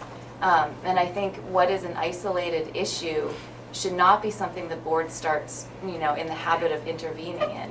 We do have a policy that governs student residents and what school they go to, and that's currently being addressed in the policy committee. We are a board and we want to function with policy. We should allow that process to unfold in the appropriate way. I think rewriting policy on the fly is a dangerous precedent to set. So I don't believe this is rewriting policy. It's a temporary remedy to the problem that's at hand, right? So if in fact the policy committee, when they have the opportunity to come out with recommendations around the policy 30 and the other policies that they're looking at, then that will be what drives us going forward and could even bring those children back if the parents wanted those children to come back. I mean, that would need to be a consideration, you know, for those parents to decide if they would want the child to come back to Ripton. So, any other comments? We have a motion on the floor. Any amendments to it? Whatever. This is the time to actually make those amendments. Can I ask a question? Yes, you can. I come back always to where we're at, and we are at a place where we have 3 grade levels of students at Ripton who do not have a teacher, or shortly will not have a teacher. For a 3 grade classroom, that will be exceptionally difficult to staff for the remainder of the year with somebody who is adequately prepared and qualified to instruct those grade levels of children for the remainder of the school year. And our job as a district board is to determine how to best serve those students to get the academic outcomes that they deserve. And how do we do that while disrupting them as little as possible, or disrupting as few students as possible, as few families as possible, while still giving them the opportunities that they deserve. And I would be thoroughly shocked if we could find somebody who was capable, qualified, prepared to take on a K-1-2 classroom. And I am speaking as a parent of an elementary school student and as a parent of a kid who is in pre-K now. So, you know, this is very much on my mind as a parent as well. What would I want for my students, for my kids? And I wonder what is the likelihood of staffing that position for a single grade classroom versus a 2 grade classroom versus a 3 grade classroom. And do you think, Dr. Baker, that you could, with your crystal ball?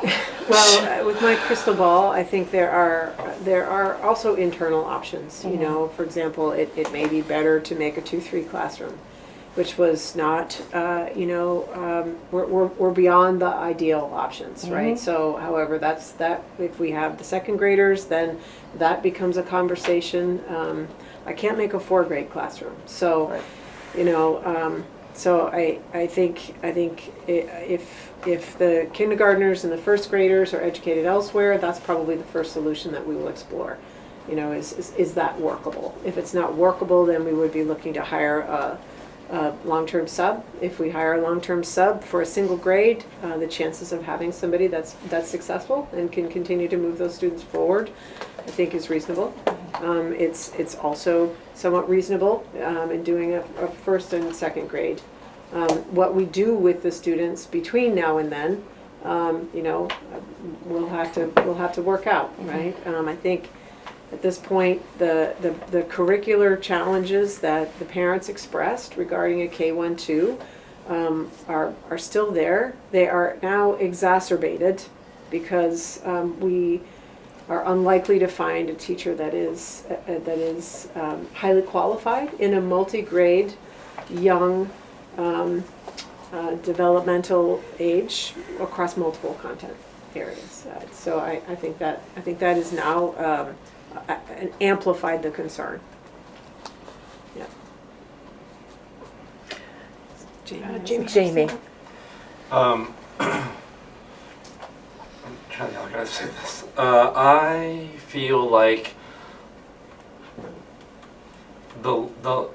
I hear people saying it's hard to find a K-1-2 teacher, and what do I know about hiring teachers? Like, I don't, it's not my job. I feel like, again, I have always unresolved questions about personnel, but I feel like I wonder if we can try to staff it and see. There's a truism in my field that is like about labor shortage, that they're solved by money. And I'm like, can we try to find someone to staff that classroom if the person who's currently doing it can't do it? And I feel like we owe it to everybody to try to do that.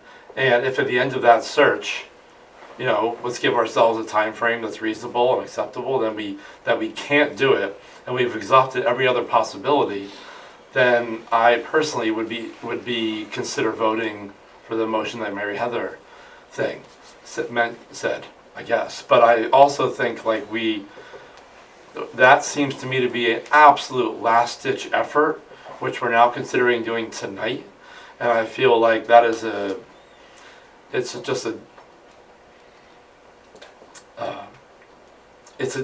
I don't think it's right. I think we owe it to ourselves and to everybody to try to staff that position. I'll stop there. So how long do you think the current teacher, she's given a letter that she wants to be relieved of that position, right? How long do you think is reasonable that she would be willing to stay in that classroom? I couldn't speak to that. I think that I couldn't speak to that. Yeah. Mary Heather. I guess to follow up on that, I think it's important for the board to consider the environment we're asking a professional to enter into, given what we know and the story that we've already been told. And I do appreciate Jamie's point about, we should try, and I certainly feel that way about the principal position, because I feel like that's not as hard of a recruitment effort to envision, but to try to find a highly specialized individual and ask them to enter this environment that has clearly been stressful enough to have the story that we've been told unfold. We do have we have an obligation to our educators as well. They are as important to the success of a learning environment. So I just will again reiterate my discomfort with the let's try to fill that position. I just don't think that's a realistic situation, and I worry about what we're asking of our educators. That really concerns me, and all last year, and there was a lot of talk about supporting our educators, and I just it just rubs me wrong. I guess it makes me feel uncomfortable. I agree. It's a big ask. Yeah. I agree. I'm one to support educators, Yeah. but I and agree. I'm not suggesting that what you're saying. Yeah, that's isn't- we kind of point of order. Yeah. We're Ellen. I wonder if I guess I don't actually see how posting for a job undermines our educators or communicates to our educators, I don't know, anything other than that we're trying to fill a vacancy. But I wonder if what we could do, listening to some of the public comments, it sounds like the communication and the outreach to parents has been really well received on Wendy's part over the last week. And we have, I don't know, even if it's a long shot, I get very worried when this board starts to predict the future. And I think the same way that we don't know how 5 children will be affected by this exactly, we don't know exactly what will happen, even if it's highly unlikely. Waiting 2 weeks to revisit this, waiting until 3 weeks from now, I guess, not the next board meeting, but the week meeting after, and asking for a continuous engagement with families to understand how what Mary Heather has put on the table might not feel as abrupt, might not feel as difficult and heartbreaking, while also trying to, even if it's just an elimination process, even if it's just to confirm what most of us believe, which is that we won't be able to fill this position. I don't think being just a little bit more slow on this is, I don't see the downside to that, even if it's just to communicate that we are trying to find a solution that is the least disruptive to kids before we engage with a highly disruptive strategy. I have 2 clarifying Yes. questions. So one of them is, remember the whole conversation that brought it to the board on the 9th, which was as a result of substantive conflict, that was in place, which I unfortunately now we're seeing play out in a different way than we may have expected at that time. The putting together of those 3 grades, is if that is what you are talking about doing, then I just want you to be clear that is a situation where there have been parents who already are concerned about access in that configuration and who continue to be concerned about access. They are setting aside that concern in favor of making sure that the school can stay together, but that concern is not gone. So I just want to make sure that doesn't change with the teacher. In fact, in some ways, it probably is exacerbated in this change. The other thing I just want to make sure that I'm putting on the table is that, one of the reasons that I brought the conversation to the board on the 10th day of school was because it was the 10th day of school. I worry if there is to be a change that the board is contemplating about doing it on the 20th day, the 30th day, the 50th day. I think if you are contemplating that you would direct me to move students in grades K and 1 out of Ripton to other appropriate educational placements in collaboration with families, the sooner you do that, the better for the students. Because they are still able to be part of early grade routine development and so on and so forth that goes on. The longer you wait, if that is your mind, I think the more difficult that transition is. Both academically, given the new developments, and socially. Yeah, that's my concern, is the impact this is going to have on the kindergarten and first graders, these 5 kids. And I'm just really worried that at this point in this configuration, with the teacher going to leave, what is really going to be happening in that classroom in the interim over the next week until she does leave. And, what's the education going to be, and are they really going to get what they need? And then especially if we can't find someone, and then they have to then move anyway, and then their peers are going to be so much further ahead of them, and they have to catch up. This is weighing really heavy. I just feel for these kids, and I think it's a no-win situation. I don't think there's a good answer here. It's kind of the worst of the evils is what I'm kind of looking at. In my head, I said, well, maybe if we just move the kindergartner and we could try to then find someone 1-2, then we would only be moving 2 folks, right? Which would be probably the least disruptive if we felt that would be viable. Obviously, we're not going to have a 1-2-3. The curriculum would be really hard to support that. And I think I've heard you say that there could be potential to really fill a 1-2, potentially, like temporarily basis for the rest of the year. As a sub, is that an easier position to fill? It is. I think we can take care of the second graders internally without hire.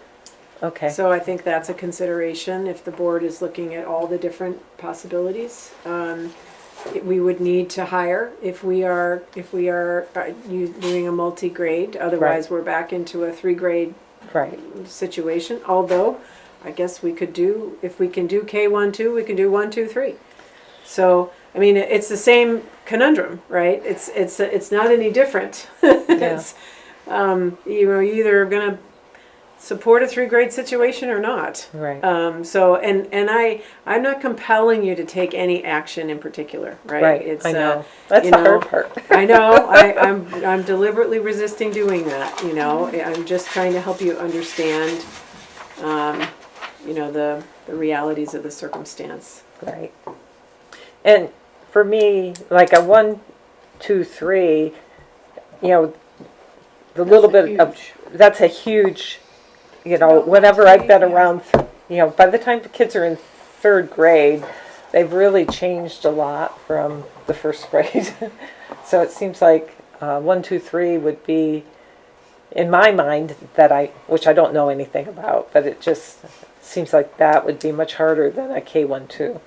And it would be one of the largest class size. Mm-hmm. Yeah. I think it's over 20. Yeah. Combine those 3 grades. That's true. And that's unworkable with a 3-grade. So that's not even an option, I don't think. Jamie. There was a 3-grade, there's a 3-grade classroom at Weybridge a couple years ago. Mm-hmm. Mm-hmm. Were you there then? What grades was that? And how was it? Go ahead and answer that, if you can remember. It was a K1-2. There were 2 general education teachers in 2 classrooms. So they were co-teaching a K1-2. Co-teaching a K1-2. Which is a little different than this. Mm-hmm. It's a lot different, actually. Yeah, it's a lot different. Very different. Yeah. Yeah. So, with the kindergarten, that's the minimal, I think, in my mind. But then I, can seize the ability to either hire a 2nd grade teacher if it was just 2nd grade, or combine it with 3rd grade. So you have flexibility there, depending on if you can find someone. Whereas if 1-2, I don't know if that changes the situation at all and makes it easier or harder to do. So, anyone else feel that way? Struggling with kindergarten versus K1 versus... Struggle with all of it. Yeah. It's all hard. It's difficult decisions to make. In some cases, they have older siblings. Mm-hmm. So, so that at some point, older sibling would go on to the middle school, but this is making that kind of cut a little bit earlier for some. I mean, I've worked in first grade classrooms, second grade classrooms, and I've seen the tears as students, parents, leave town and the student leaves, and the tears, tears the teachers apart. But I also know that the stress from a highly qualified teacher, even though they're doing their darndest not to let the students pick up on that stress, the kids pick up on it. Yeah. And so it does affect the kids. Right. As hard as they try to hide it and, be professional and teach the students, that stress, kids pick up on that. And it makes me wonder what that also might do to students. So part of me is wondering if we vote on this motion, does it, and Dr. Baker talks with the families, maybe it sorts itself out that K and 1 parents look at this as a wonderful opportunity, or maybe just the K parents say this is a wonderful opportunity, and then, then it might come back as a different conversation, but maybe giving the parents that conversation with you allows them more freedom and choosing what they feel is right for their child. Which conversation are you So if speaking we of? were to vote on Mary Heather's motion, and then you... Which states K and or 1 right now. So I'm presuming that to Right. I'm sorry, I transfer... said K and 1. Oh, you so said that K. I didn't have ambiguity. Okay, K and 1. So I'm presuming that if you're... She said transfer in that motion, correct? Yes. That if you're transferring, you would have to speak with the parents as to where they might be transferred to. Well, that would be my recommendation, no matter what. So Yeah, then- that the parents would essentially have a choice as to. And one important data point for the Ks and 1s is that 3 of the 5 students are Ripton residents. 2 of them are not Ripton residents. So they are there from other placements. So they may not stay within ACSD schools, in that sense. So they're not necessarily obligated to do that. So then, yeah. I mean, in this conversation, it's maybe the parents view it as an opportunity to find, I don't know. I don't think there's any one real good answer, but they are so young, they deserve the best education they can possibly get at this age to keep them moving forwards so that they have those building blocks. Any other questions, comments, thoughts? I guess I just want to express, I think we all feel really just kind of nauseous about this and heartbroken. Yes.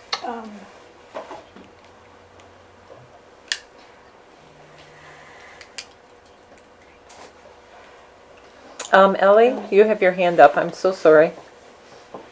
Yeah, I just want to, for clarity, say again that it sounds like the way that we have it put would not leave an option for after discussion for there to be a 1-2 classroom.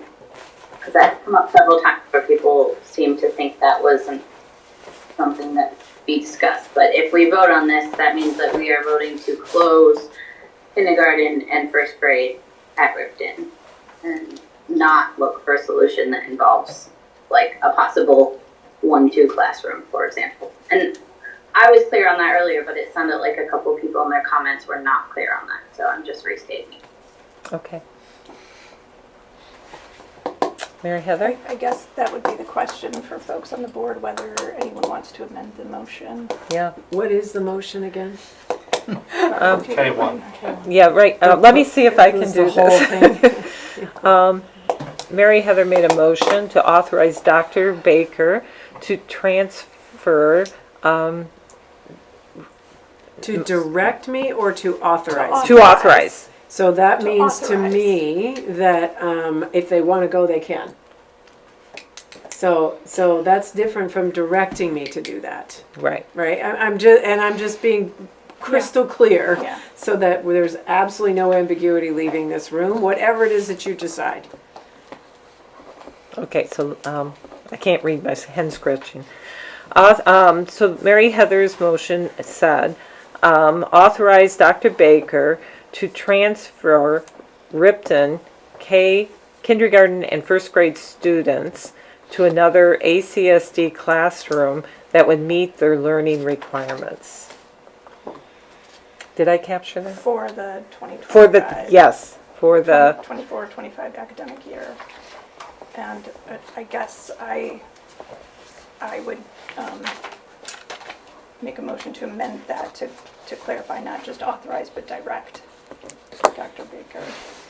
And if they don't want to go to another ACSD school? Meaning that's not because they're out of district, let's say, and I can't Oh, I see compel what you're saying, somebody yes. from out of district to go to Right. another ACSD school. Yeah. So, Yeah. I guess not realizing that some of those students were some of our students that probably come up over the mountain from right. Hancock. I don't really know what the agreement is with students that come from Hancock. I do know that they have 3 options of where they go to school. But I don't know how it works on their end to our end, so I don't know. I wouldn't even know how to amend a motion for those students without knowing that agreement.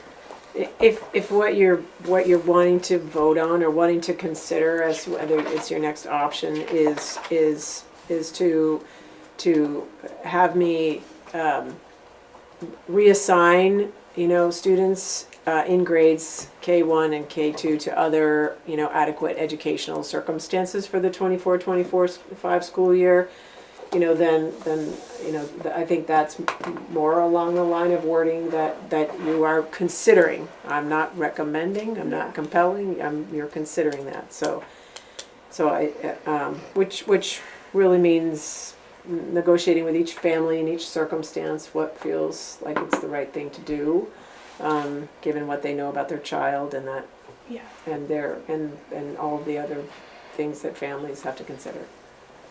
Yeah, Jamie. I can't make a motion about this because I don't think it's something that we would tell you to do or whatever, but I guess what feels better to me is to have on the board 3 options or something, or 4 options, whatever they are. That here over the last, let's say 2 weeks, we have taken the time to develop these different options. Here is all the data you need to know about the people and the places that could be affected by this.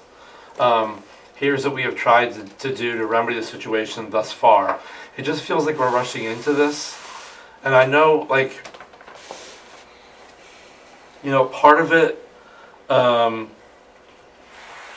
but anyway, it just feels like every 20 minutes we learn something new, and this is not a you thing. I'm not blaming you or anything. I'm just saying we keep learning new stuff, and I keep not knowing the things I want to know because I can't ask those questions, and that feels real bad, real irresponsible on my part. I would feel so to make this decision the way we're talking about doing it, the gravity of it, feels like we need 3 or 4 clearly defined options. Move just these ones. Move all these ones. Where might they go? What do parents think about those moves? Blah, blah, blah. And I'm not saying those in the end are the deciding factors, but I feel like organizing in such a way that we can really see the data points out in front of us clearly, have time to reflect on it, is really important. I might be able to help you a little bit. I'm not sure it's truly getting at what you're getting at, but I want to make sure that if I have information that I can share in a public forum, it's a little bit difficult. We only have 5 kids, right? And I want to be respectful of that. I think Mary Hogan and Salisbury are typically the schools that families, should they choose a school, as opposed to a homeschooling option, or something that's more related to the opportunities that somebody from a town over the mountain has. Those are the options that are most readily available. There are no school options in that circumstance that I know of that would be negatively impacted by accepting one or more children. So we've researched that. That was part of what Brian actually asked me to do, is make sure that if there were any receiving schools that would be negatively impacted by, any of these, possibilities, I knew what they were, and we were able to talk about them. If you start to think about moving the second grade, which has not so much been your conversation, that begins to change in that sense, just by numbers. But in terms of the kindergartners and the first graders, there are, the ACSD schools that are really places that families would be choosing are Salisbury and Middlebury. Okay. And that's. Can I just respond? Just. I guess I appreciate that response. I guess what I'm thinking of is, also, and again, this is not us directing you to do something, but like I can imagine a slide that says, here's a possible, here's a hire another teacher to co-teach that class. Like Nicole mentioned, there's two teachers in the K1 at Weybridge. Is that a horrible, insane option? Okay, what's another option, right? Like a situation like where we can really reflect on a variety of options that are not just this one, which seems very, very disruptive, having long-term consequences we don't know. Or maybe we do know and nobody likes them. It's a good point, Jamie. In this fiscal environment, it never occurred to me to consider asking the board for another position, an unbudgeted position, but that's an option. I could probably find 2 professionals to put into that 13 student class. It's an unbudgeted position. If the board would wish me to do that, then that is an option that's on the table. I didn't think to propose that, so I appreciate you mentioning that. So that's an option. Another option would be to try to manage the situation in-house the very best way we can. I don't feel great about that as an educational circumstance, but as I said, I don't think when we chose the K1-2 with a single teacher in that circumstance, everybody felt that was a perfect solution. So we're still in a situation that feels imperfect in that respect, for sure.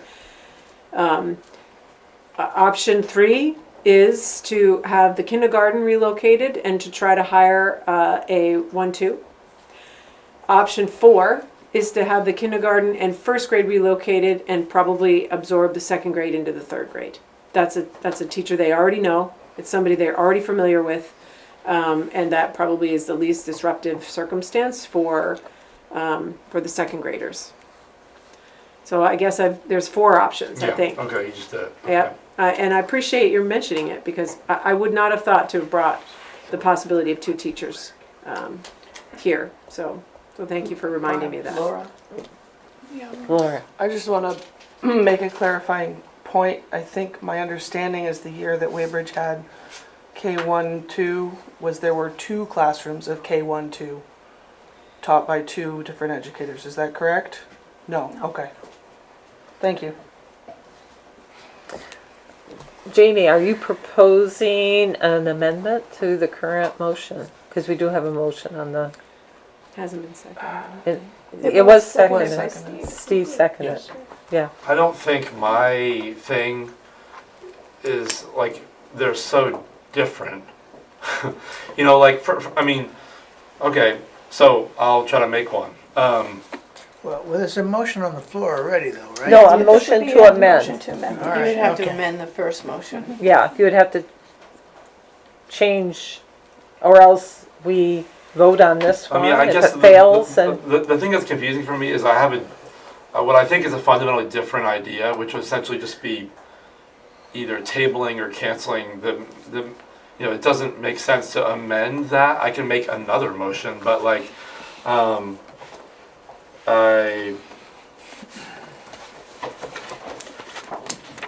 I don't know how, you gonna give me something here, Jason? What? What did you say? How do Move amend to- You it? can move to postpone.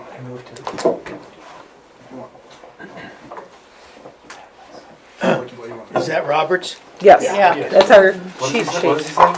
He's saying that you can move to postpone. Yeah, you can move to postpone if that's what you want to do.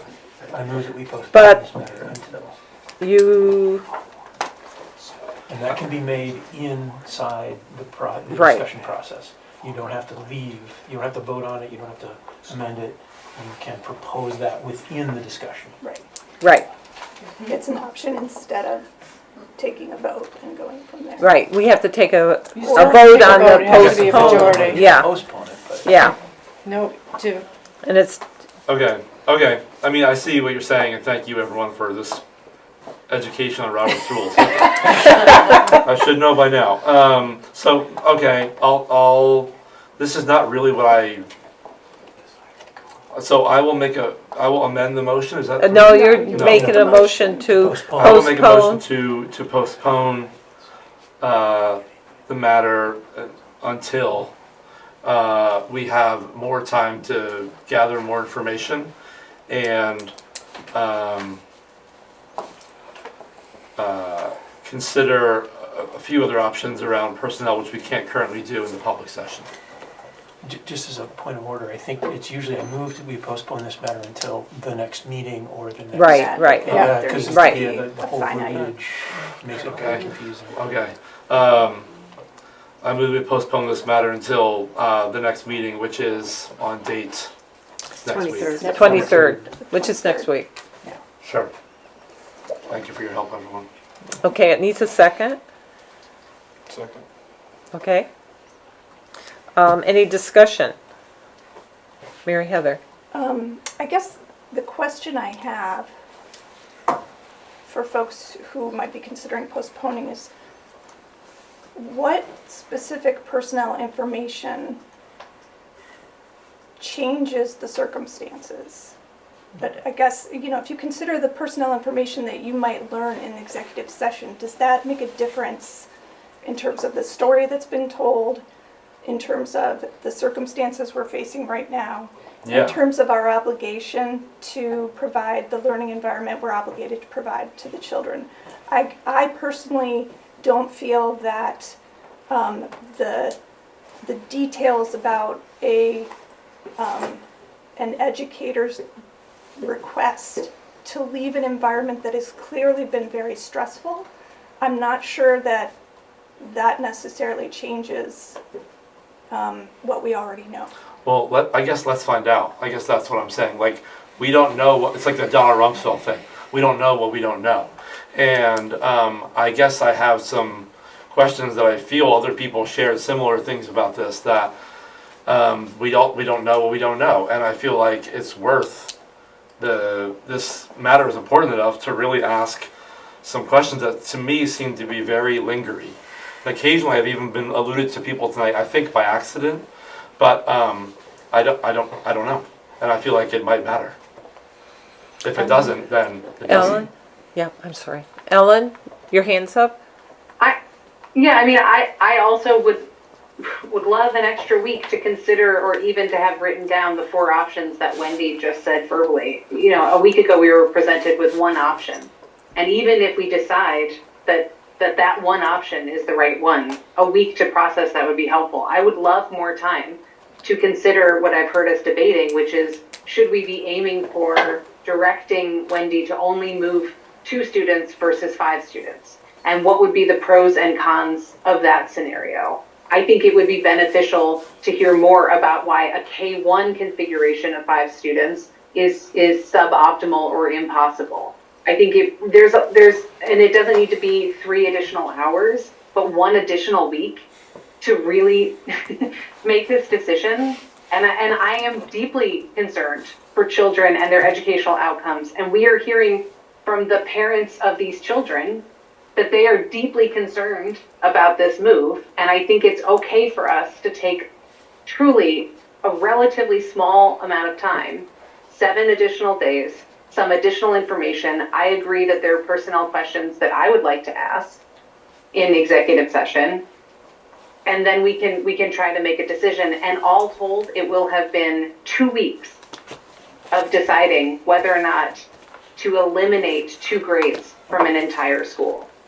And that does not seem wild to me. That seems responsive to an emergency and thoughtful and considerate of the magnitude of the decision that we're making and the extremely strong feelings of our constituents who have shared that with us tonight, including staff of this school. Okay, Suzanne. So the only thing I'll throw into the conversation is that there are certain pieces and certain rights that our employees have around privacy, and so you may not be able to have answers to your questions based on those privacy rules for employees. We can't violate them because those are their rights, and we would probably find ourselves in front of a labor board if we were to violate them. So not knowing what your questions are, I just want to lay that out there, that when you are an employer versus an employee, that there are certain lines you just cannot cross. Doesn't matter if it's an executive session or where it is. I just want to be realistic and leave that out there for people. Any other? Okay, we have a motion to postpone until the next board meeting. It needs a majority Yes. to pass. Yes. And so, are folks ready to take a vote on this? Yes. Okay. All those in favor of postponing the current motion for another week, please indicate. We're going to do a roll call because if someone is remote, we should do a roll call according to a statute. So I apologize for that. So we're going to start with online first? Yeah, so we'll start with online. Ellie? Aye. Ellen? Aye. Okay, so then in the room, Jason?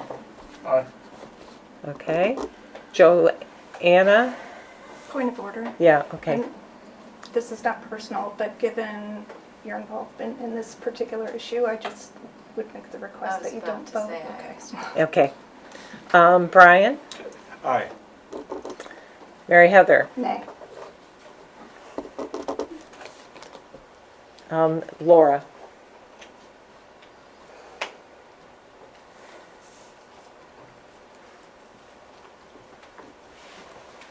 Can you come back to me? I could come back to you. Yeah. Chip? Nay. Suzanne? Nay. Steve? Nay. Aye. Jamie? Laura?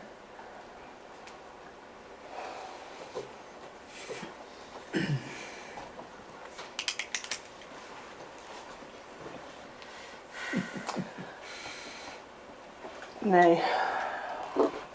Barbara, we will need your vote. Okay. This is hard, I know. I'm sorry, I'm confused. Why is Joanna not allowed to vote?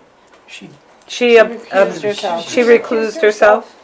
Because she's involved in the matter at hand. Is that mean, was she asked to do that? Yes, I asked. It sounded to me like, but why? Are we asking, does that mean that anyone who has kids at a school that comes up for any kind of discussion about the operations of that school can't vote? No, I think we're talking specifically about this matter involving K-12 classroom and this letter and participating as a parent versus participating as a board member. I think is just, we've requested Laura abstain from votes involving personnel. It just seems consistent. I disagree. And point of order is right. This It's point time of order. to have a discussion about this. Yes. I'm going to vote no.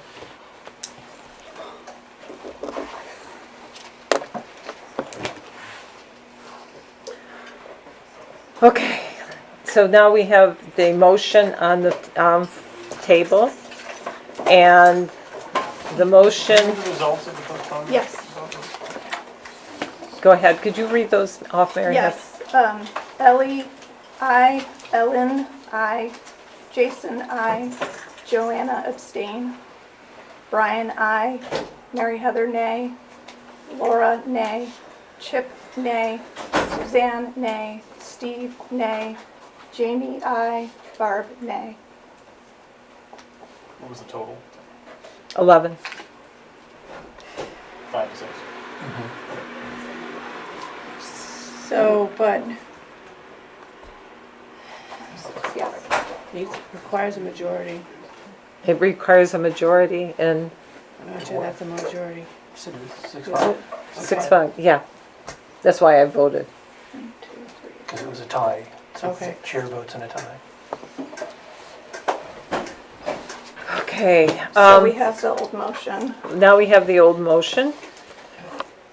So, any further discussion before we, We have a member who left the room though, so let's make Yeah, I sure. think we. yeah, let's wait. We can't call a Can't vote. vote. Thank you. Yeah, well, Do we have a clear motion? Yeah, I think we need to revisit the understanding. My understanding was authorizing Dr. Baker to transfer K and 1 students from Ripton Elementary School to A learning environment. a suitable, you said another ACSD classroom that would meet their learning requirements for 2024-25 school year. Okay, so that doesn't adequately serve students who are coming from another district. So I believe a motion to amend that motion is necessary. Okay. I'm going to make a motion to amend the original motion to replace the to another ACSD school and replace that term with another school or another learning environment. Adequate learning environment? Yeah.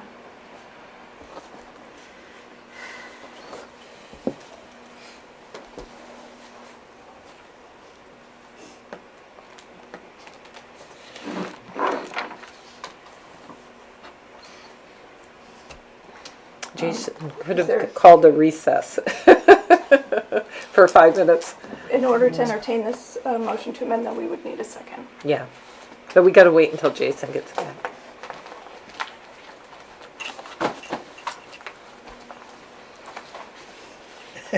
I'm sorry, can you reread the motion to amend? We're gonna wait until Jason comes back, and then, so we're kind of taking a pause right now because Jason is, we should have had a recess, a motion to recess for 5 minutes.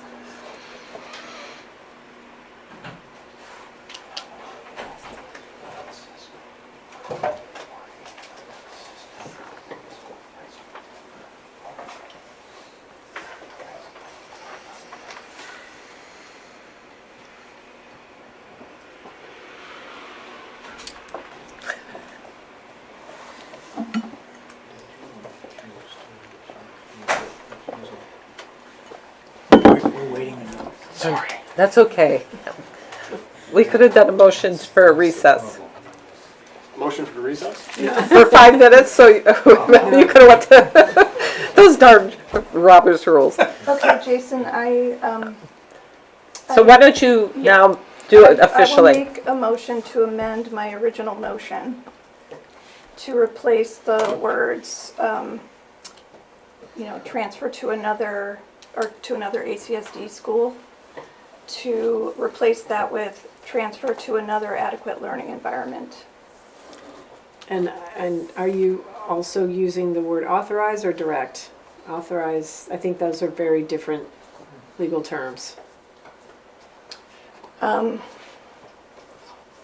Can I clarify what they Yeah. mean? Authorize, as I understand it, gives you the right, but not necessarily the, you don't have to do it. Like you can talk to people and have, but whatever. And direct is you have to do it. Right. Okay. The original motion, as I understand it, was authorize. That's correct. Okay. Which, So what is your intent? I just want to make sure. My intent is to give you the ability to move students to resolve this K-1-2 matter. My intent is to create a situation where it's easier to either hire or to take the second graders and move them to the third grade classroom, but to remove the K-1 kids so that is possible. So I guess I would say direct. But I want there to be a discussion with parents and parent choice on where their children end up. So that's my. I'm not advocating one way or the other, except that lack of clarity will not help this situation. Yeah. So if what you're wanting to say is that in this motion for consideration is that grades K and 1 will be transferred, and you're directing me to do that in negotiation with families in all the right ways, in the way that I feel is best supportive of their education, then I understand that. If that's not what your intent is, then I just want to make sure to clarify what your intent is. Yeah. So She's let me reword this. okay. I apologize, guys. Bear with me. My motion to amend the original motion is to direct Dr. Baker to transfer K and first grade students from Ripton Elementary School in consultation with their families to another adequate learning environment for the 2024-25 academic year.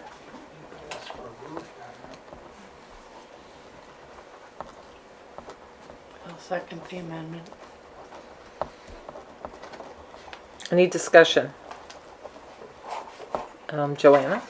My reflection on that is that the least disruptive would just be to move one grade and ensure a hiring of a combined K-1 teacher. I think 2 grades combined, a hiring is not as far-fetched as a 3 grade, and it would be the least disruptive. Is it K-1? A K-1 teacher. I think you mean a 1-2. I'm sorry, Yeah. 1-2. Not move the K-1.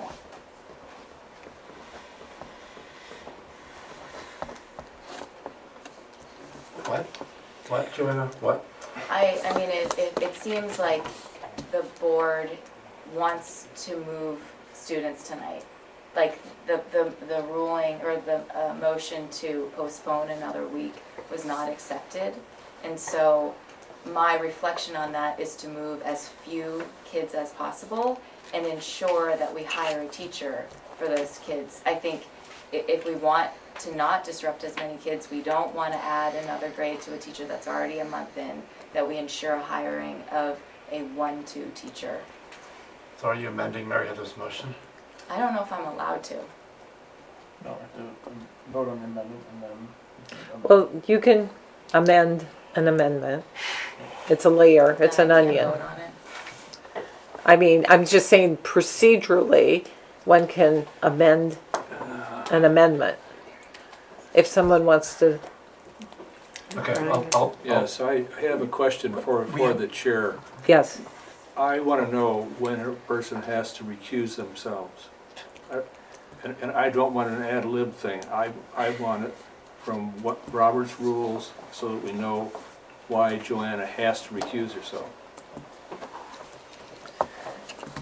It's part of our policy. It's a conflict of interest or, How is it a conflict of interest? Joanna has a second grader. Well, then we go back to the same question though, that Moving the K1. Yeah, I don't know if that's the relevant information you need.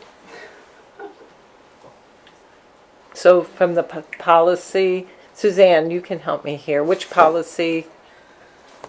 I think it's A1. A1. It's usually A1. It might, in our script, it might be A something else, but the VSBA policy is A1, which, you know. It's also A5. Board members shall be impartial and keep the needs of the entire district paramount.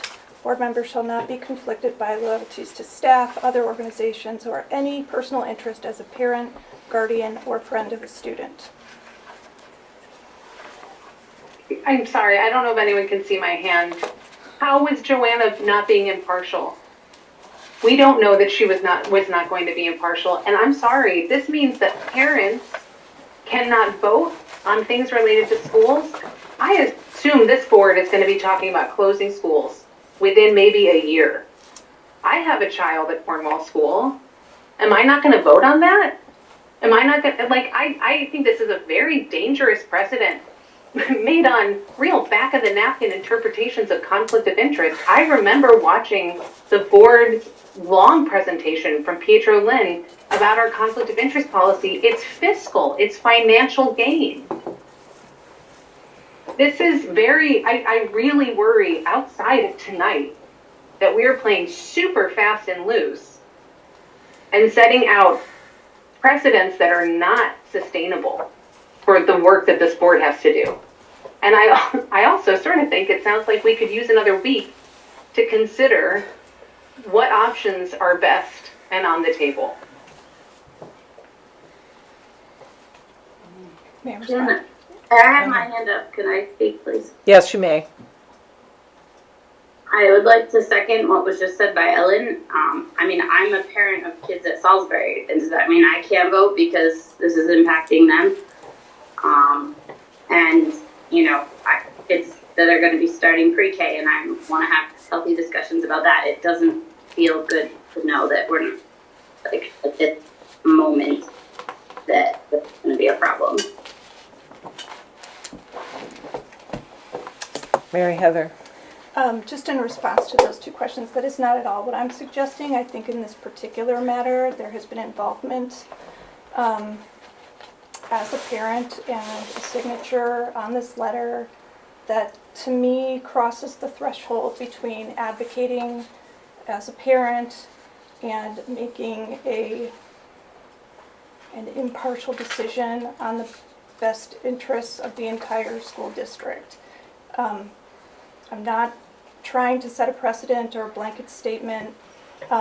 Joanna herself said that she was going to recuse herself, so I suspect she's contemplated this before coming to this meeting, so, I mean, it seems, I know if I were in this situation and my child was in a classroom that the board was actively contemplating taking action against, I would not participate in that action. I mean, Joanna? I do not believe my signature on the letter of support is a conflict of interest at all. That I am really proud of that letter, and it doesn't mean that I can't vote impartially on the board. It's that I can also support the school in the meaning behind the sentiment behind that letter. So actually, I am feeling more and more like it is setting a precedent for the other parents that are here. And I don't want to be part of that. Jamie? I mean, you know, Joanna's been a subject of a conflict of interest debate for quite a while. And we resolved it last time by talking to Pietro. And he basically, I mean, Ellen summarized the conversation pretty well, but basically he's like, you're elected politicians. The decision largely rests on your ability to leverage financial things based upon your position. I don't know if Joanna plans to profit off this decision at all, but if she does, that would certainly be a conflict of interest. But if she doesn't, I'm not convinced I'm not a lawyer, obviously, like none of us are. That's the, like, if we have a real problem here and we have the real, like, we really want to test this, and Joanna's even feeling a little bit ambiguous, then frankly, we should probably just ask Pietro.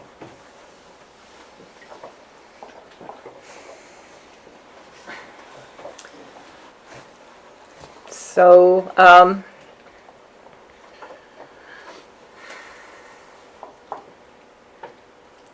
I guess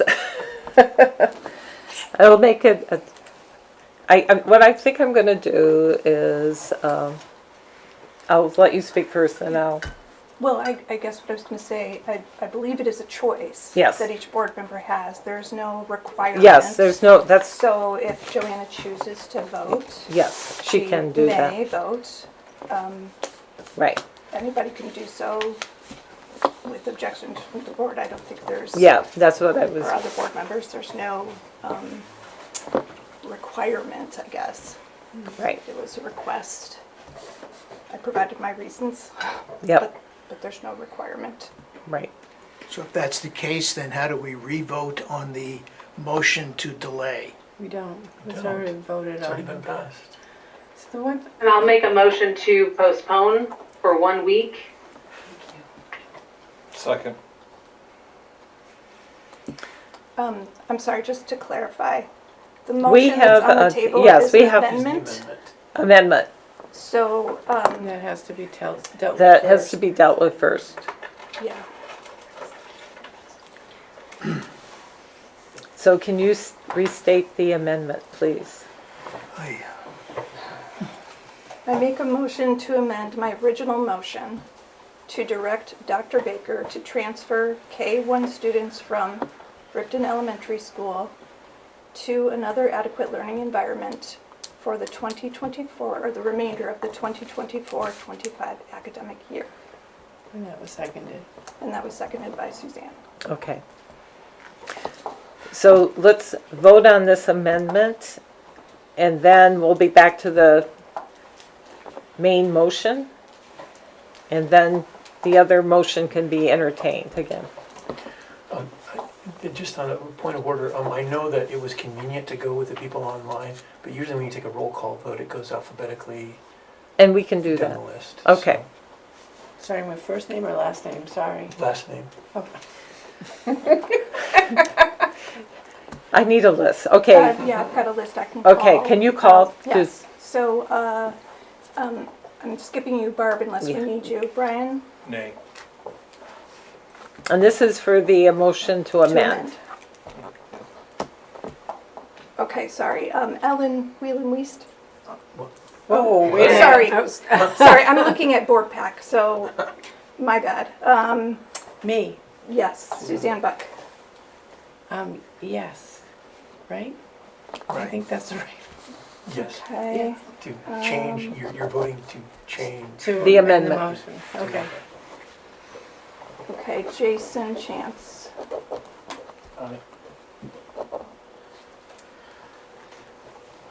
Joanna Doria.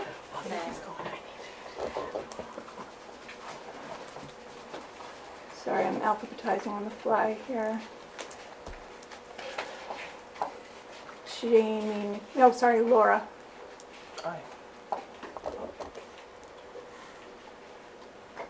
No, Jamie. No.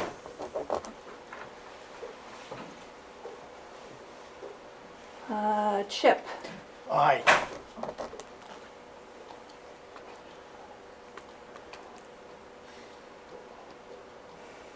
Looks like I'm up. I. Steve. Aye.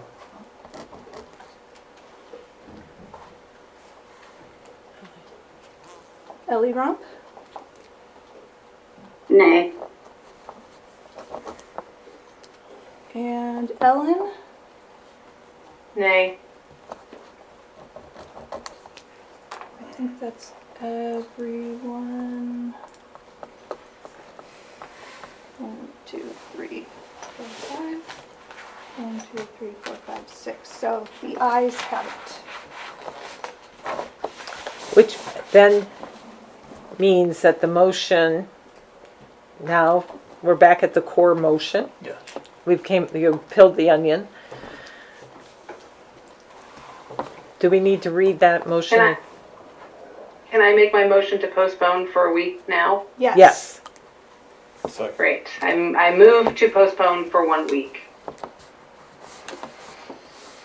Is it okay, Ellen, if I put it for the September 23rd meeting? Is that all right if I just specify Yeah, that specifically? yep, sorry, yep, until the next meeting on September 23rd. Okay. I second that. Brian already seconded. Okay. And so we'll do the same roll call. Yes. Okay, Brian. You do have one member absent. Oh, yes. Suzanne. Thank you. Sorry. Thank you. She's coming back. I hope so. This is one of the most complicated rule, Roberts. Yes. Wow.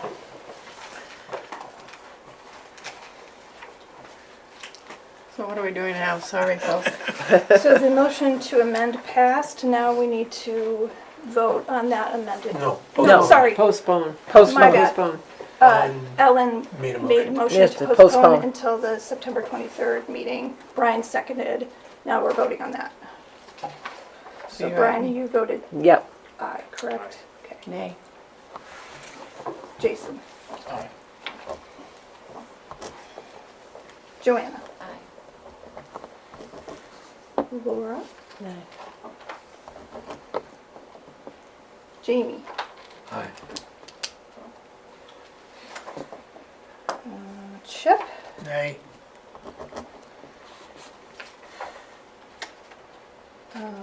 MH, I'm voting nay. Steve. Nay. Ellie. Aye. And Ellen. Aye. 1, 2, 3, 4, 5, 6. Looks like the ayes have it, so we will postpone. Also, point of order, the chair can vote to create a tie as well as break a tie. I'm not going to do that. Okay.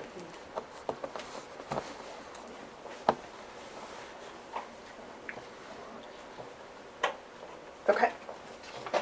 So the motion to postpone has passed. We're postponing until the 23rd. Yep. I Joanna? guess I need clarity on what has been postponed. Like what, we've taken 2 votes. One has been passed 6-5 in favor of your amendment. And so that is the motion that's on the floor, and that is the motion that's been postponed. The vote has been postponed until next week. Right. So the plan for next week is to make that same motion? That's No, it's what. already on the table. It's already Yeah. on the So that table. motion So we will would be just part of Right. the, Continue discussion. and- Yeah, it can be amended, it can be, It requires a motion to bring it forward. got it, Back on the table. back on the table.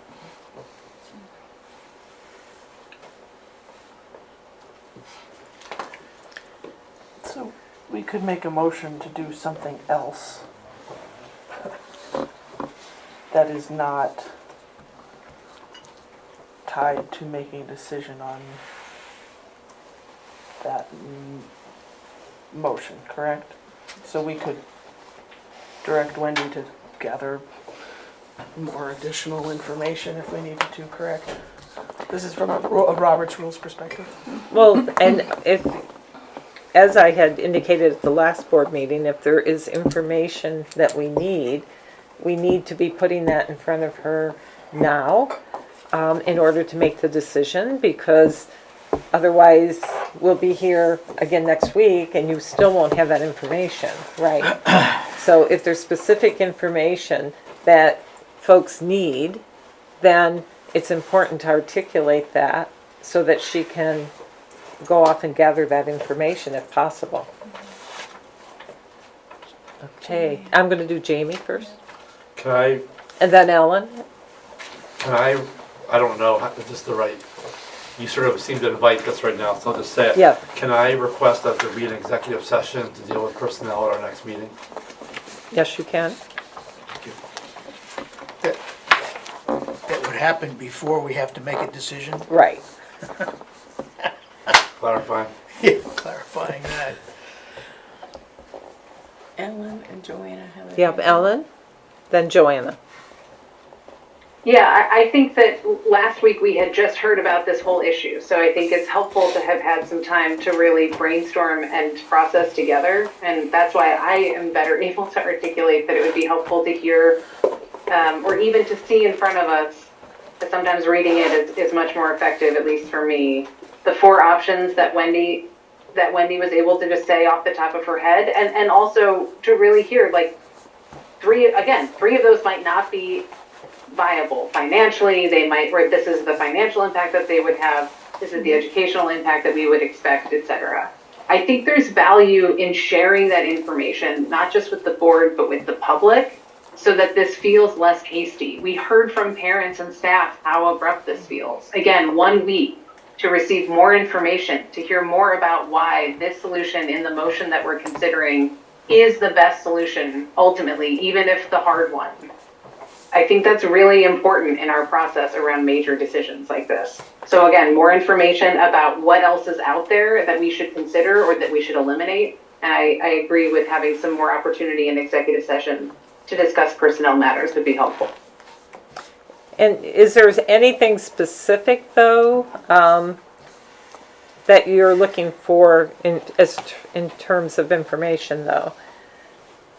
Because it's very... I think it would be really helpful to know why moving, if the recommendation from the administration is to move KN1, or if that's preferable, why? As opposed to what it sounds like we're most wrestling with potentially now, which is, do we just move kindergarten or first grade? I think it would be helpful to know what the financial implications of hiring an additional teacher to try to cover 3 grades and why that would be unadvisable. I can think more about it, Barb, if you'd like, and send emails to the executive committee if that would be useful, but I don't know if I'll do my best thinking at 9:40 p.m. right here.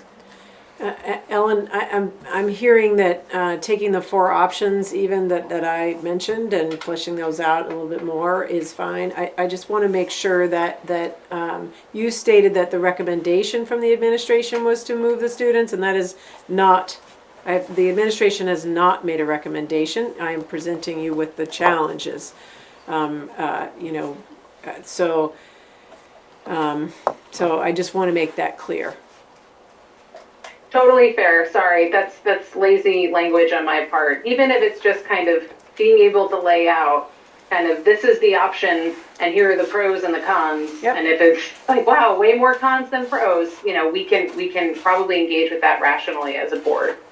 Yep, certainly can do that. Anything else?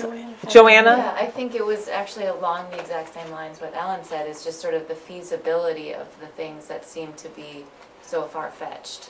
Like, is a K2 long-term sub with the talent we have internally, how feasible is that? Is there even interest in that? I think fleshing out those options are exactly what I would want to have.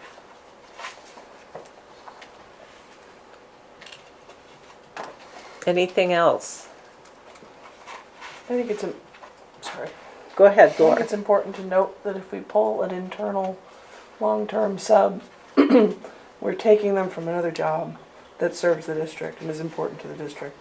So I kind of caution against looking for an internal long-term sub as a really viable solution to this particular problem. I'm not saying that there isn't some other solution. Yeah. I'm saying that one would also impact other students across the district's learning. Yeah, my. Yep. Okay. So, moving on, I had meant to take report of the chair off this agenda because I didn't have anything underneath that. So we'll go to report of the board. And I did have one item that had been on the previous agenda that wasn't properly warned, which is C9. And so I'm going to turn it over to Jamie. Yep. My computer died. Great. So C9, you heard last week, this is the local wellness policy. We, just a brief, Brian had some questions about certain parts of it. We discussed after Brian raised those objections, which were really interesting, and decided that some of those questions were best answered by the very committee of people that policy establishes. And we thought, therefore, there being no other questions or objections, that we would bring the policy for you to vote on tonight, to advance to the, whatever the right word is. To adopt. To adopt. To adopt, sorry, yes. I don't have anything else to say about it, really. You've seen it 5 times. I move that we adopt the C9 policy as warned on August 22nd. I second. Okay, we have a motion and a second. Any discussion?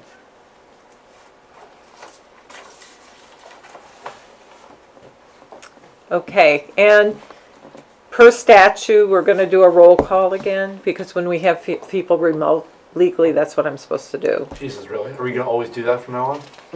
That's what this, when there's board members remote, that statute says that, so we need to follow that. All right, let's do it. So, Mary Heather, can No I? problem. Brian, Yay.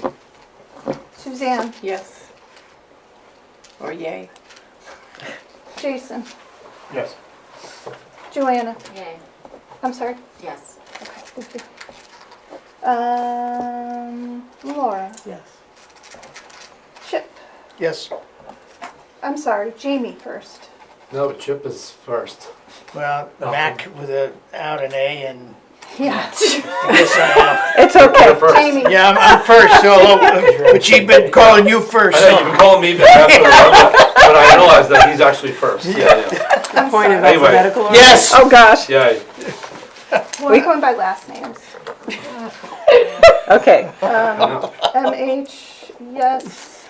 Steve. Yay. Ellie, Ron. Yes. Ellen. Yay. Okay. Looks like the yeas have it, or ayes Yes, have they it. do. And the motion has been adopted. Yes, the motion has been adopted. Policy. The policy, sorry. Gosh, we're all tired. Okay, next on the agenda is public comment on any topic. Is there any public comment? Steve? Yeah, I'm gonna keep it quick. I'll try and keep it to a minute. First of all, I appreciate the thoughtful deliberations this evening. It has illuminated some of this conversation for me and dispelled some of the questions I had. So thank you, all of you, for sticking with it. Second, I do hope the board is aware that I was emailing with the superintendent yesterday morning at 7:45 a.m.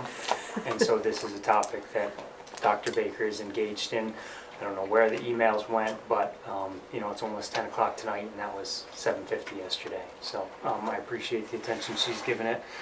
And then the other one on personnel stuff, I would just say for the 2 resignation letters that exist, they're both in my email. I think they're public and everything. I think you all have them, and I would Yes. encourage everybody to read those. They are different letters, and I think they explain some of where each of those individuals are at. So, thank you. Thank you, Steve. Anyone else? Yes, John. I just wanted to to me, a couple of things that were quick. Make it clear that the motion has been postponed is to direct, which means it's happening, even if parents say they don't want to. And I think the parents, as I understand correctly, already met with Dr. Baker and that they expressed that they want their children to stay in. I feel like all this the other side conversation, which is important, but I feel like in a way that got a little bit missed, and that to direct Dr. Baker to do something, and for that's against the wishes of the parents of these children, and I just think that's a very important point. And you know, I'll just leave it at that. Okay, thank you. Okay, anyone else? in the room or on Zoom?